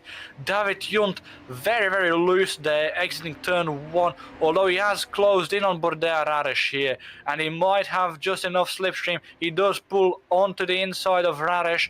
He will have the inside line here. They're alongside. Junt is just about in front. Oh, slight bit of contact. Slight bit of... Oh, Rares is off. Junt is off. Rares went airborne there for a second. And Manuele Spina capitalizes on it. The Italian passes both of them in one corner. Junt now goes back in front of Rares. And that was definitely something interesting for sure. But Manuele Spina won't care about that with 2 laps left. Well, entering the final lap soon. He's gone up into P5, so now he can challenge Alessandro Iannone potentially again for that P4. Let's look at it from the onboard. He was on the outside, sorry, and Rares. Oh, it was Junt who went airborne for a second. So Rares didn't. Maybe can we take a look? Can we have a look at the onboard of Border Rares from what happened there? Because he either didn't have enough steering input, or he had too much throttle input, which caused him to steer less and oversteer. Late braking and just understeering and suddenly oversteering. Yeah. Yeah, very unfortunate there for both drivers. And yeah, but that Rares does let David Junt through in the end, so it seems like he recognized his mistake and let Junt through. So unfortunately for Rares, not P4. But I mean, he looked fairly promising, I will say, but Rares he did. Not as fast as someone like Thiago Mello, who's also debuting today, but he definitely showed promise, as Alessandro Iannone shows promising signs of getting P3 here on the last lap. Jackson Kavanagh made a mistake there out of turn 4. Iannone is on his outside of turn 6, doesn't quite get it, but it's still... Oh, he'll try it in turn 7. No, not close enough. But close enough still. White. Oh, there was a yellow flag flashing for a second in sector 1, but that's not what matters now, as Alessandro Iannone is still on the tail of Jackson Kavanagh. He won't try to move here. Manuel Espina is right behind Iannone as well, so this will be a three-way fight potentially down the main straight, which we see Thiago Mello going down as he's crossing the line on his home soil to be the last winner in this 2025 GPVWC Academy Series campaign. Alessandro Iannone is right on the tail of Jackson Kavanagh. He'll pull alongside. Does he have enough slipstream to get past him? Iannone, he's not quite there yet. He won't have him. Jackson Kavanagh, the American debutant, will have P3 in the end. And Alessandro Iannone in P4, Emanuele Spina P5, Junt and Rares in P6 and 7. And that was some very, very good racing there from that group. We see Brando Tenorio fighting Lucas Kov Andersen for P14 in the end. So there's battling all the way until the end of this year, which just proves... Oh! Can we take a look at Lucas Kov Andersen? They've both gone off. So we'll still have a battle until the last car crosses the line. It's amazing, really, how what Academy Series can really throw at you. You can have something like this happening, and it really encapsulates the energy of the Academy Series, what we just saw there. 2 cars, the last car still completing their laps, battling for a position, and then a small lapse in judgment makes them both spin out, and yeah. This is Academy. Welcome to Academy. This really is Academy, and I mean, there's no other series like it, if we're going to be quite honest. And that's the joy of it, and I think now that everyone's crossed the line, I think that this season was an absolute joy to watch through thick and thin, through low attendance and massive attendance. And, you know, I think 2025, even though there weren't as many drivers as there were last season. Last season we saw 145 drivers do at least one race in the Academy. this year was a bit less, but nevertheless, we've seen some great drivers, and one great driver stood on top of them all in this second race, Thiago Mello, winning on home soil, the final winner in our season. Sergei Soroka in P2, one of the most consistent drivers we've had this season. Jackson Kavanagh, a debutant on the podium again, lovely to see. Alessandro Iannone, another driver who's been recently showing promise in P4. Emanuele Espino, another driver who can be happy with his debut. David Junt, the man who's done every race in this Academy Series campaign, and who would be, if it was a career ladder series, the champion. Burdea Rares, another debutant who can be happy with what he showed. Amral Hafi, who was here so-and-so, but who has made history in Academy and GPVWC in general, the first Syrian driver we've ever had in the league. Martin Reitberg, who for the second year running and possibly more, has done every Academy Series round. In P9, Jerome Berg in P10. I mean, going down as well, Luis Mesa returning after 10 years in P11 but had P3 in race 1. Mark Anthony Rasanayagam, the first Sri Lankan we've had in the league, P12. Jazz Whitfield, another debutant from America, in P13. Lucas Skov-Andersen, yet another debutant, P14 for the Danish driver. Brando Tenorio in P15. After that bit of a tangle there with Lucas at the end. And we had the top 15 finish the race, and then the rest of DNFs. Ethan Mills, unfortunate for the debutant today, with double disconnections, and decided not to continue in this one as opposed to the previous one. Jiri Kratochvil, who was also fairly consistent throughout the entirety of the year, really, in P17 after a DNF and a tangle with Miro Regibi, who I don't particularly recall seeing earlier on in the season, but who has done a couple of career ladder outings, was in FS1 last week for 100 to 1, I think it was. Unfortunately, didn't do well.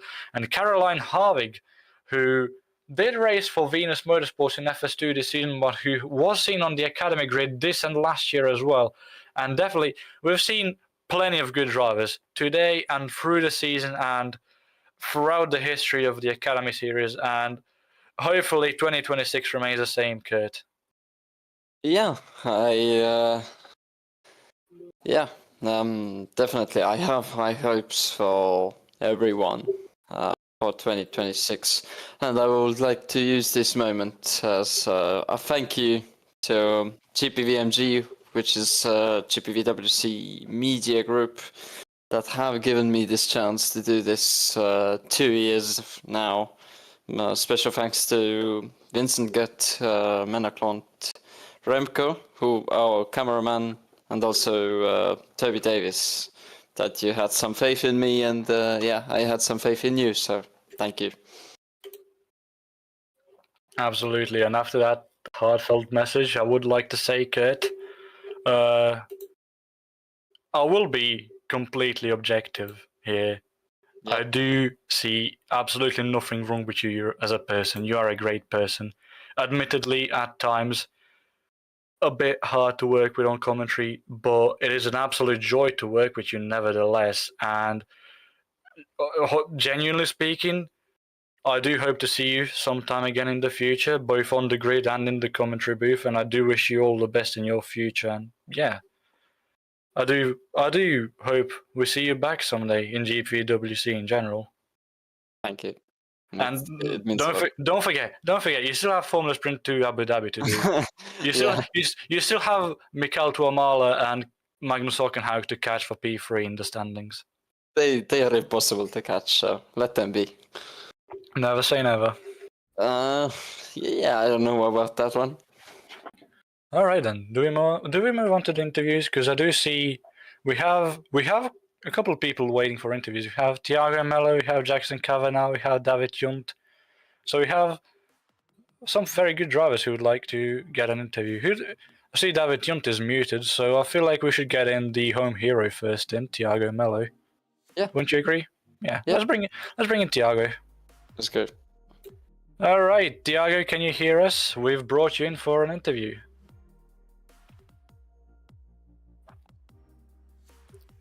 Thiago, can you hear us? We can't hear you. Yeah, I can hear you. Okay. Well then, your debut in GPVWC, and unfortunately, race 1 didn't go quite as possibly quite a lot of people would have liked it, but that showing in qualifying and that showing in race 2, how would you talk us through it? Um, yeah. That first race really made me angry, frustrated. I made the truth to P1, and then really exactly seconds ago of the move, I think just received the disconnection of the server without any explication. So yeah, uh, that's really sad. But the second race, I just came to do the maximum I could. Take maximum of positions and li-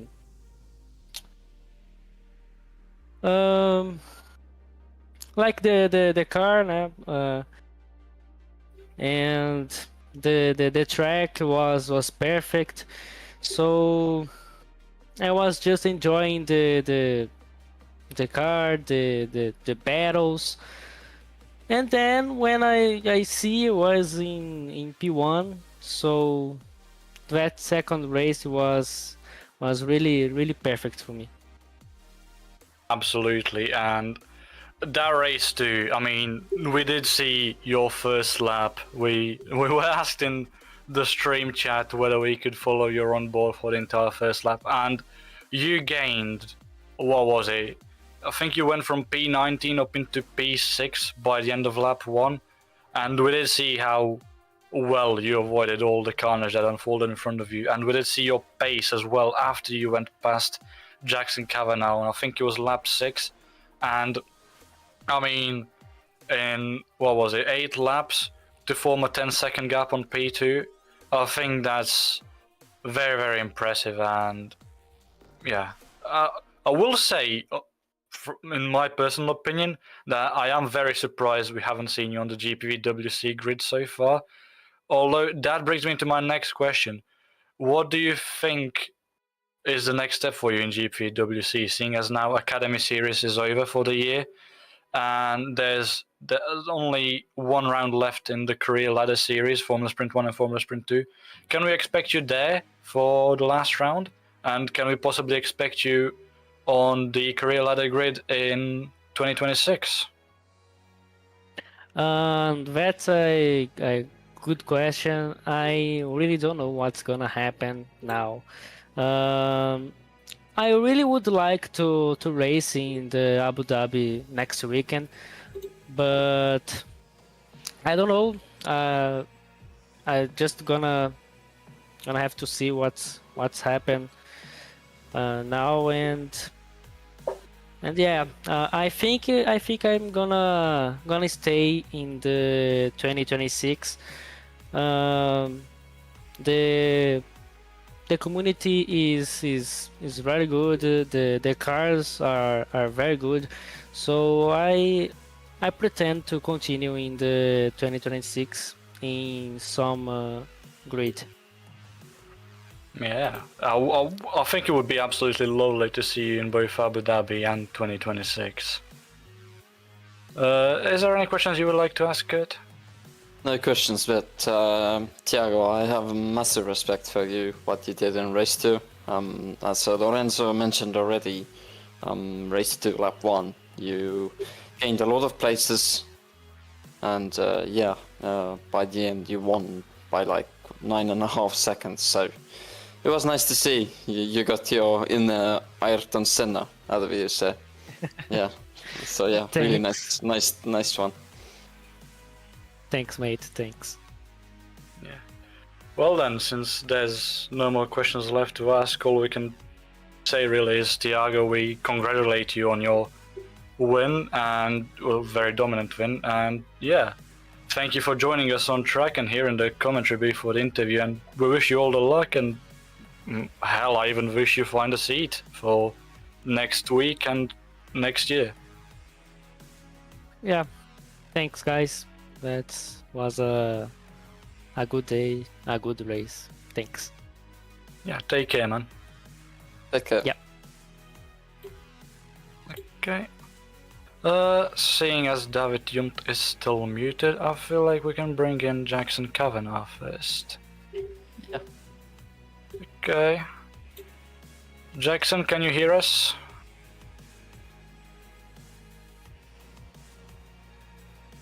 I don't think you can hear us. Jackson? Hello. Hello. Welcome to the interview room, where Thank we you. unsurprisingly interview people. Right then. You had a fairly good debut, I would say. Race 1 admittedly wasn't as good as race 2, but race 2 you held your ground and managed to finish on the podium. So how would you talk us through your first 2 races?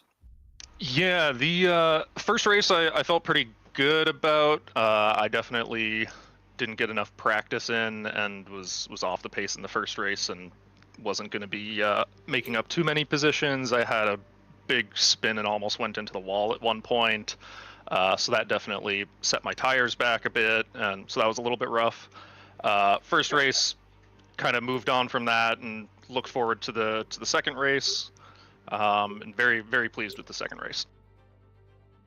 Yeah, we saw you weren't quite able to defend from the likes of Sergei Soroka and Thiago and Malo, but you managed to hold the gap between yourself and P4 after losing P2 to Soroka, and you held it fairly comfortably as well.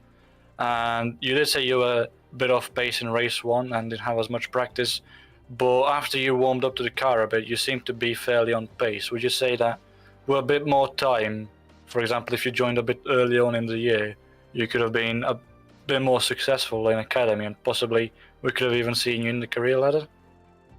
Yeah, absolutely, and I'm definitely hoping to hop back in for 2026 and pursue that a bit. This was a lot of fun, and I definitely wish I was able to hop in sooner. Yeah. Is there any questions you would like to ask, Kert? Because I can't think of any, to be honest. No questions, but also massive respect. Also for Thiago, also for you. You acted like a Giga Kubik on the last lap in race 2, but you were a Giga Kavanagh, so Yeah, the defending was probably a little bit iffy. Apologies to anybody that was frustrated with that. I definitely understand. But yeah, I'll have to look back at that and definitely review. Well, you did a nice job anyways. You got a podium, so Thank you very much. Well, and thank you for joining us here in the commentary booth, Jackson. And yeah, thank you for joining us on track as well. And hopefully we do see you in 2026 again. Yeah, absolutely. My pleasure. Thanks for having me. Thanks for joining us. Okay, well, while we waited for David Junt to unmute himself, we've had Luis Mesa join in VC, so do you reckon we bring them both in to kind of wrap it up a bit quickly, or seeing as it's the last round, do we drag it on a bit more? Actually, we should probably we should probably ask Remco how he feels. Remco, do you feel like it? Alright, he says he doesn't mind. Let's have Luis Mesa first and then David Junt. yeah. Okay. So welcome Luis Mesa into the commentary booth for an interview. Luis, how are you? Can you hear us actually first and foremost? Hello. Thank you. Yes, I can hear you. Okay, lovely. Right then, your first GPVWC race in 10 years, really. We haven't seen you in the league since what is now Formula Sprint 1 back in 2015, but you didn't lose your edge at all, really. P3 in your first race back. How would you talk us through your race 1? First of all, thank you so much for giving me the interview. The first race was really tough. I tried to get the best pace possible, but the guys in front were really quick. So the third place was maximum for me, only because Thiago got the disconnection. But I'm really happy for starting again here in GPVWC with a podium in Academy Series, but I want to go up in the series. Ooh, so you do have a plan for next year to try and get a seat in the career ladder then? Yes, maybe. Maybe. Do you have any offers or do you have any No, connections? No? Not I yet? entered by my friends Jose Soriano, Super Light champion, and Jorge Marquinez, Super League driver, who recommend me to join again in GPVWC because I'm still driving and racing with them in Refactor 2, but in a national league of friends here in Spain. Like more friendly, not like a serious competition. Yeah, more relaxed, I Yes. think would be the right one. But it's good that you have a good company around yourself. You mentioned Jose Soriano, who's of course this year's Super Light champion. So definitely have the right people around you. And I think with enough time, you could definitely see yourself in the career ladder. Yes, I yeah. like to watch them on the retransmission in YouTube. I like it a lot to watch them race. Yeah. Do you think maybe your performances today could have possibly warranted a chance in the career ladder for even next week in Formula Sprint 2? Maybe I will apply to be an emergency driver for every team that wants me to join. I can prove my speed without any problem. And I will try. I will post it in the Discord, and also I will join the drive market in the forum, in the website. So maybe I got lucky and I find a seat. Yeah, absolutely. I'm assuming you don't have any questions, Kert? One thing I have to say, Louis, you are very young, so I hope you get to SL1 this time, not FS1 only. Oof. I want to be the highest possible, but I will try to improve my speed and my timing, my pace all over the next year or maybe the next race if I find any seat. So my dream is to be in the first division, but it's very difficult for me. But I will try. Yeah, it's always nice to see you trying, so I'll hold my thumbs up for you. Thank you so much. And we're absolutely confident that you won't stop trying, and I'm sure we'll see you trying next year as well. And yeah, Yes. we're happy to have had you on track and here in the commentary booth for this interview today. And yeah, hopefully we do end up seeing you on track next week, and hopefully we see you in 2026, maybe even the career ladder, if not in academy. That's for sure. Thank you for inviting me here to the interview, and see you in the next time. Take care, Lewis. Thank you. Bye-bye. Goodbye. Okay. I think the only person we have left here is David Yunt to interview. So, let's save the best for last. Let's say what would have been the GPWC Academy Series champion for our last interviewee of the year. Yeah. Okay, let's bring in David Yunt. David, can you hear us? Yep. Hi. Hello, welcome to the interview. You kind of sound depressed. I'm definitely not depressed. My throat is just taking a massive hit from interviewing. What? You have Understandable. taken a what? We're not doing the seagull and pigeons again. Yeah, it is not a pigeon, it's a seagull. Also, if the seagull has 3 wings, then it's born in Chernobyl. Well, I don't think Zandvoort is in Chernobyl. Anyways, we're not in Zandvoort, we're in Interlagos, and we're gonna talk about David's Interlagos races. David, can you talk us a bit through them, mate? Yeah, well,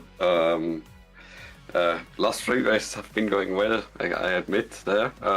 Although I have to say, like a few races back, like Sergi had a disconnect when he was close or getting a podium. This time, at least, that didn't happen. So we had like we had a good race at the front because the qualifying it already like I had FS2 as a as a practice, but the academy car is a bit slower, a bit more difficult.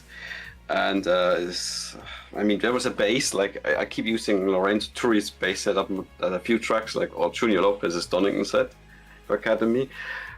They work well, but the car's always having this difficulty. And while the lap was good, I could see that like Thiago and Sergi had a really good pace over one lap already. And the start, which is kept out. Well, we had a good start at the front, to be honest. I mean, it's already. I can just remember like when I was like just following Sergi for the first few laps, and I thought maybe we could like slip through a bit away and like get away from the pack or get away from Thiago, but it didn't kind of work out. So Thiago was like honest at turn 1 because I noticed that Sergi had with an early braking point. I think his brake bias was a bit of a problem, he said. And then Thiago basically was like just about to pass us both, and then he disconnected, sadly. And then there was me and Sergi again, and I just managed to like take advantage when he had the early braking, but went wide, and then I managed to like drag him into turn 4, and then I got far enough away, and then we kept like kind of trading the lap times, even though Sergi at the end was much more consistent, and I started to get a flat spot in to the front tires because I just couldn't kind of get the right feeling. The front was like washing out, and I was like more like watching out not to lose the rear end, so I had to use more of the front. And in the end, it was just about enough to keep Sergi away from me. Like the crucial moment was last lap turn 1, because I could see him kind of miss his line, and he dropped back to like 1.2, and I knew if I didn't mess up too much, he would not be able to slip through me back on like the front stretch again. So I mean, that was probably it was surprising for myself, to be honest, because I was not having the full pacer really. I just kind of managed to be consistent again. And race 2, well, I mean, I was not expecting like something would happen there. And I made like the first kind of spin to the side, but the second I tried to go around somebody and it didn't quite work out and I got spun. But to be honest, it said like damage repair was there, but it didn't show anything, so the car was okay. And to be honest, I still wanted to test like Sergi like showed me his setup, and I at least wanted to try it. And I could tell like later when I had some more like free track, I could test and notice that with his like setting, he had a lot more. I had a problem that lift off oversteer on this car, even upping preload and such. Like there's also a base between 0 and nearly too much, but the car has this tendency. You can add wing at the back, or you could, as I said, preload. But this car on the lift off and the weight transfer is always feeling offy. I'll never trust the car fully, especially at this turn 4. You kind of need to nearly roll and then turn the car and then keep a bit of throttle in. And I'm just saying, ever since, and for a few years, I've not really enjoyed the cars really that much. But this year's been a bit. I mean, it started last year, but it's been really difficult to just enjoy the car. It was every lap you're looking if you're not making a mistake. But then again, I saw compared to the set that I had on, it was a bit more understeery. I mean, it was probably a bit more or less maybe susceptible to that lift off oversteer a bit more. That was like the trade-off, and that made me run a bit wide or understeer at a few turns. I could still set in some good, decent lap times, I would say. And then I came back to the battle group and battled for P6, and wanted to go like around Roris Boudea. And I could see it kind of coming, like thinking, oh, he might, go too deep, and then we basically ended up off the track in M1 with a spin. I was like, thank you guys, I'm gonna take that P5. And Yeah, we didn't manage to Yeah. see that on stream.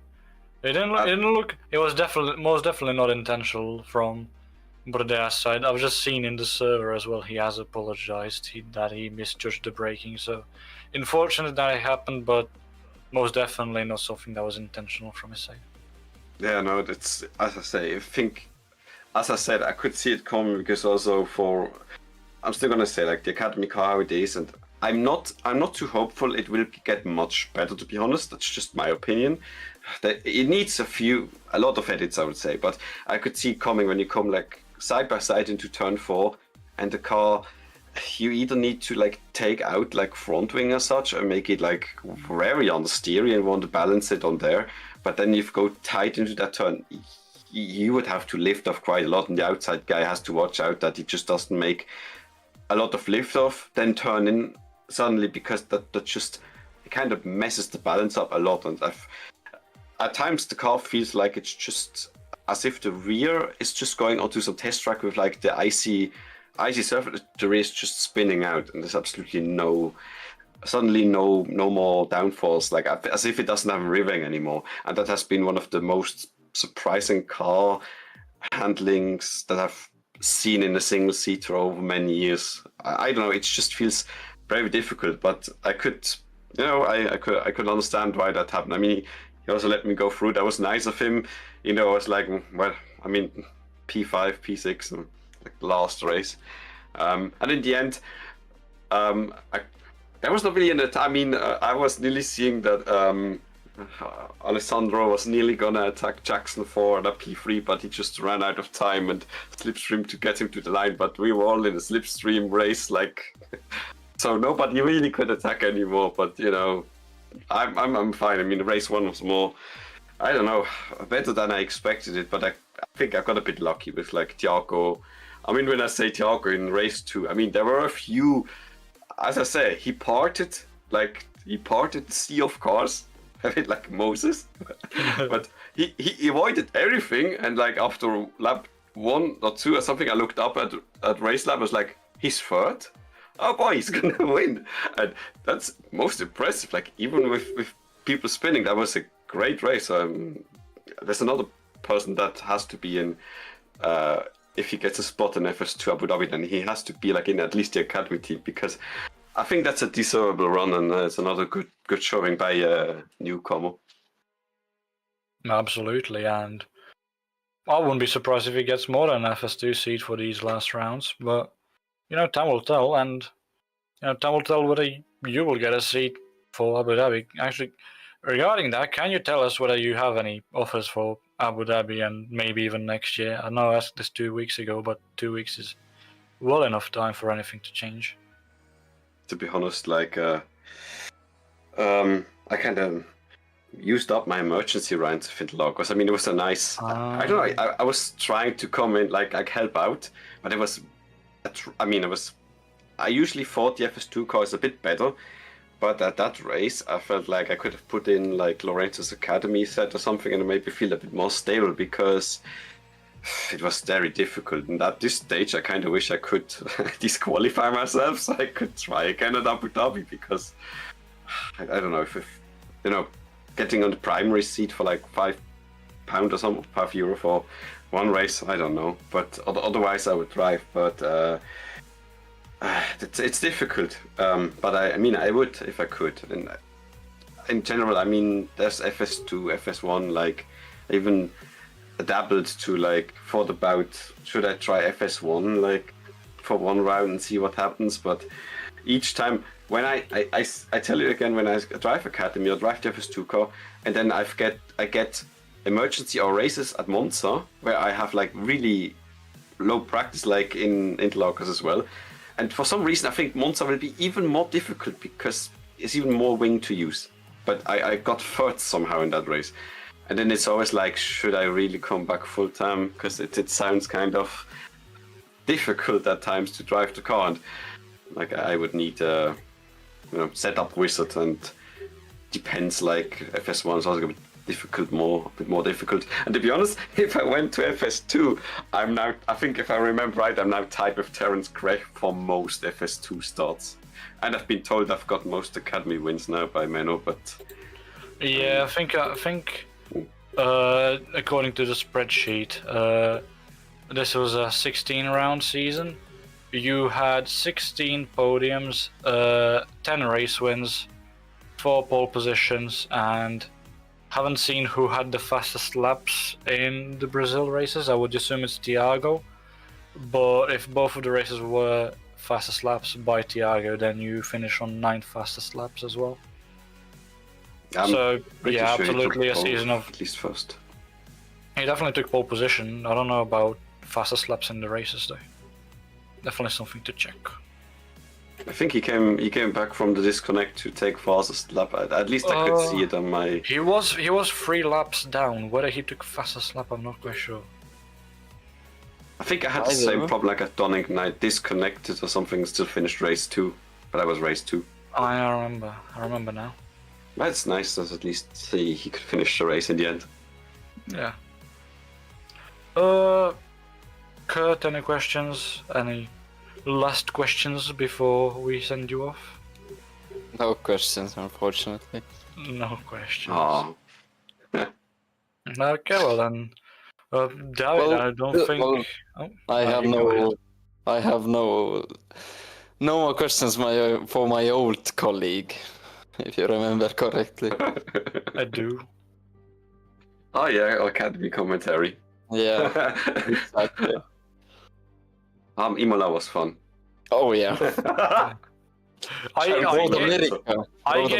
gave you source material for Imola, by the way. David, Road America was more fun. Man, I don't remember that one. I don't remember that one. You need to rewatch it then. But Imola was way more chaotic. A car on fire, great rejoins. Yeah.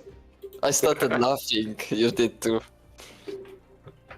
Yeah, good days. Yeah. Probably. But, I don't remember that much. I don't think there's much left to say then, David, who... Well, you would have been the 2025 Academy Series champion if it were a career ladder series. But I think even knowing that is something good. And, thank you for joining us for the 16th round as well on today. You've done all the rounds this season, only Martin Reitberg has done the same. And I think that's something that's admirable as well. And, I think it would be nice to see you on the grid in the career ladder next season. And even if not in the career ladder, to see you back with us in Academy. So all I can say is I can wish you the best of luck for next year. And thank you for joining us on the grid today and here in the commentary booth for the interview. And yeah, all the best, man. Thanks.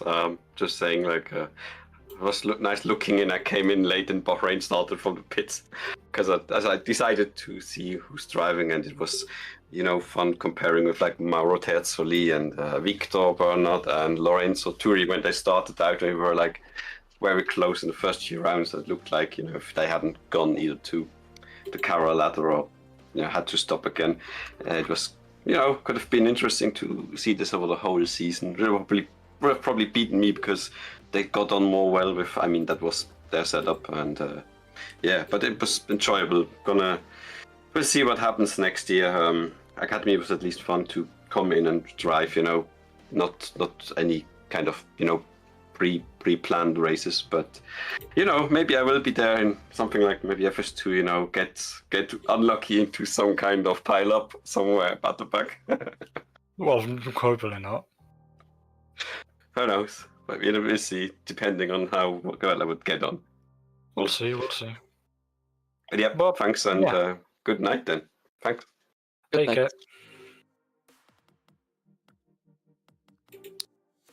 Oh, my mouse is not working. There we go. Okay then. Well then, we've interviewed everyone. We've seen everyone race. We've seen How many drivers have we seen race this year? That Um, surely, A lot. yeah, I think the final number must be around 120, because it was 113 coming into Interlagos, but there were many debutants today, surprisingly. And in a way, also unfortunately, seeing that the previous 4 rounds were very, very lackluster in attendance, so it would have been nice to see some of them a bit earlier, but they're here now, and that's all that matters, really. Yeah, exactly. We saw some amazing racing, and we saw some amazing brain farts, and we saw some amazing drivers throughout this entire year. I mean, just to list some of the drivers who went up into the career ladder on primary seat contracts out of Academy this year. Alfie Denley, Mauro Tezzoli, Victor Bernat, Andrea Kinaya, Juho Sopanen, Alex Day, Lorenzo Turi, Christian Glamsetter, not Alessandrino, no, apologies to him. But, I mean, you can tell, Lucas Murno, Mateusz Piszczan, Brody Lawless. I mean, actually, I don't suppose Brody Lawless and Mateusz Piszczan could count, seeing as Brody did the opening round, which nobody was signed to career ladder teams, and Mateusz did the last round at Zandvoort after being released from his primary contract at RGS. Who else do we have? Filip Chavinsky. Actually, no, he's the same case as Brody Lawless. Who else do we have? Mark Shilagi. Who else do we have? Surely we have someone else. I think it's all. No, surely there's someone else as well. Krista Svilo, although that was short-lived. Caroline Harvig. Yeah. Shimon Kanda. Yeah. Actually, no, Shimon Kanda, after getting released from his seat, did the race. There's got to be someone else as well here, surely. I'm pulling your strings, but you get my point. We've seen so many good drivers come out of Academy this year, and I'm sure we'll continue to see them as well next year. And I'm hoping that we continue to see you next year as well. Unfortunately, we won't be seeing my colleague here, Kert, but I'm sure he will be back. Someday, some year, some century. Well, probably this century, unless we somehow manage to make scientific breakthroughs in extending age of life. Who knows? Yeah, a word about you as well, Lorenzo, my fellow colleague. Yeah, as you said about me, it has been a struggle to work with you as well. We've had our moments, we've had our fun moments, as was for Zandvoort for sure. But yeah, overall, it's really great to work with you. You're a quite good colleague, helping me out. Well, I'm glad to hear that in the end everything has worked out well between us, and yeah. Maybe we work again together someday. Someday. In the distant future, or maybe not so distant. Maybe. Let's see. We'll see. But as for this year, I think we've seen enough in terms of Academy. I think most people will agree in that regard. For the last time this year, thank you for joining us in this GPVWC Academy Series race. The 16th round at Interlagos, Autodromo Jorge Carlos Pache. 2025 is a close for the Academy Series, but GPVWC still goes on. Tomorrow we have the Super Lights race at Brazil as well, the penultimate round, and 2 days after that, on Thursday, we have the penultimate round also at Interlagos of Super League. And then, next Tuesday, the season finale of Formula Sprint 2. Next Thursday, the season finale of Formula Sprint 1. And then the week after that, we still have the finales of Super Lights and Super League. All of that held at Abu Dhabi. So there's still, 3 weeks actually left of GPVWC action. So while you might not be seeing us two, you'll definitely be seeing some others who probably will be better than us, let's be honest. But yeah, we've done our part for this year, and I feel like we can take a well-deserved rest with it. Yeah, for sure. Some guys will take a longer break, some guys will take a shorter. Yeah. For the last time this year, I am Lorenzo Eterovic-Funcic, joined by Kert Rohtjarv in the commentary booth, and by the magnificent Remco de Zeeuw on cameras. He's laughing. He's very flattered, it seems. But yeah, for the Blaze blushing.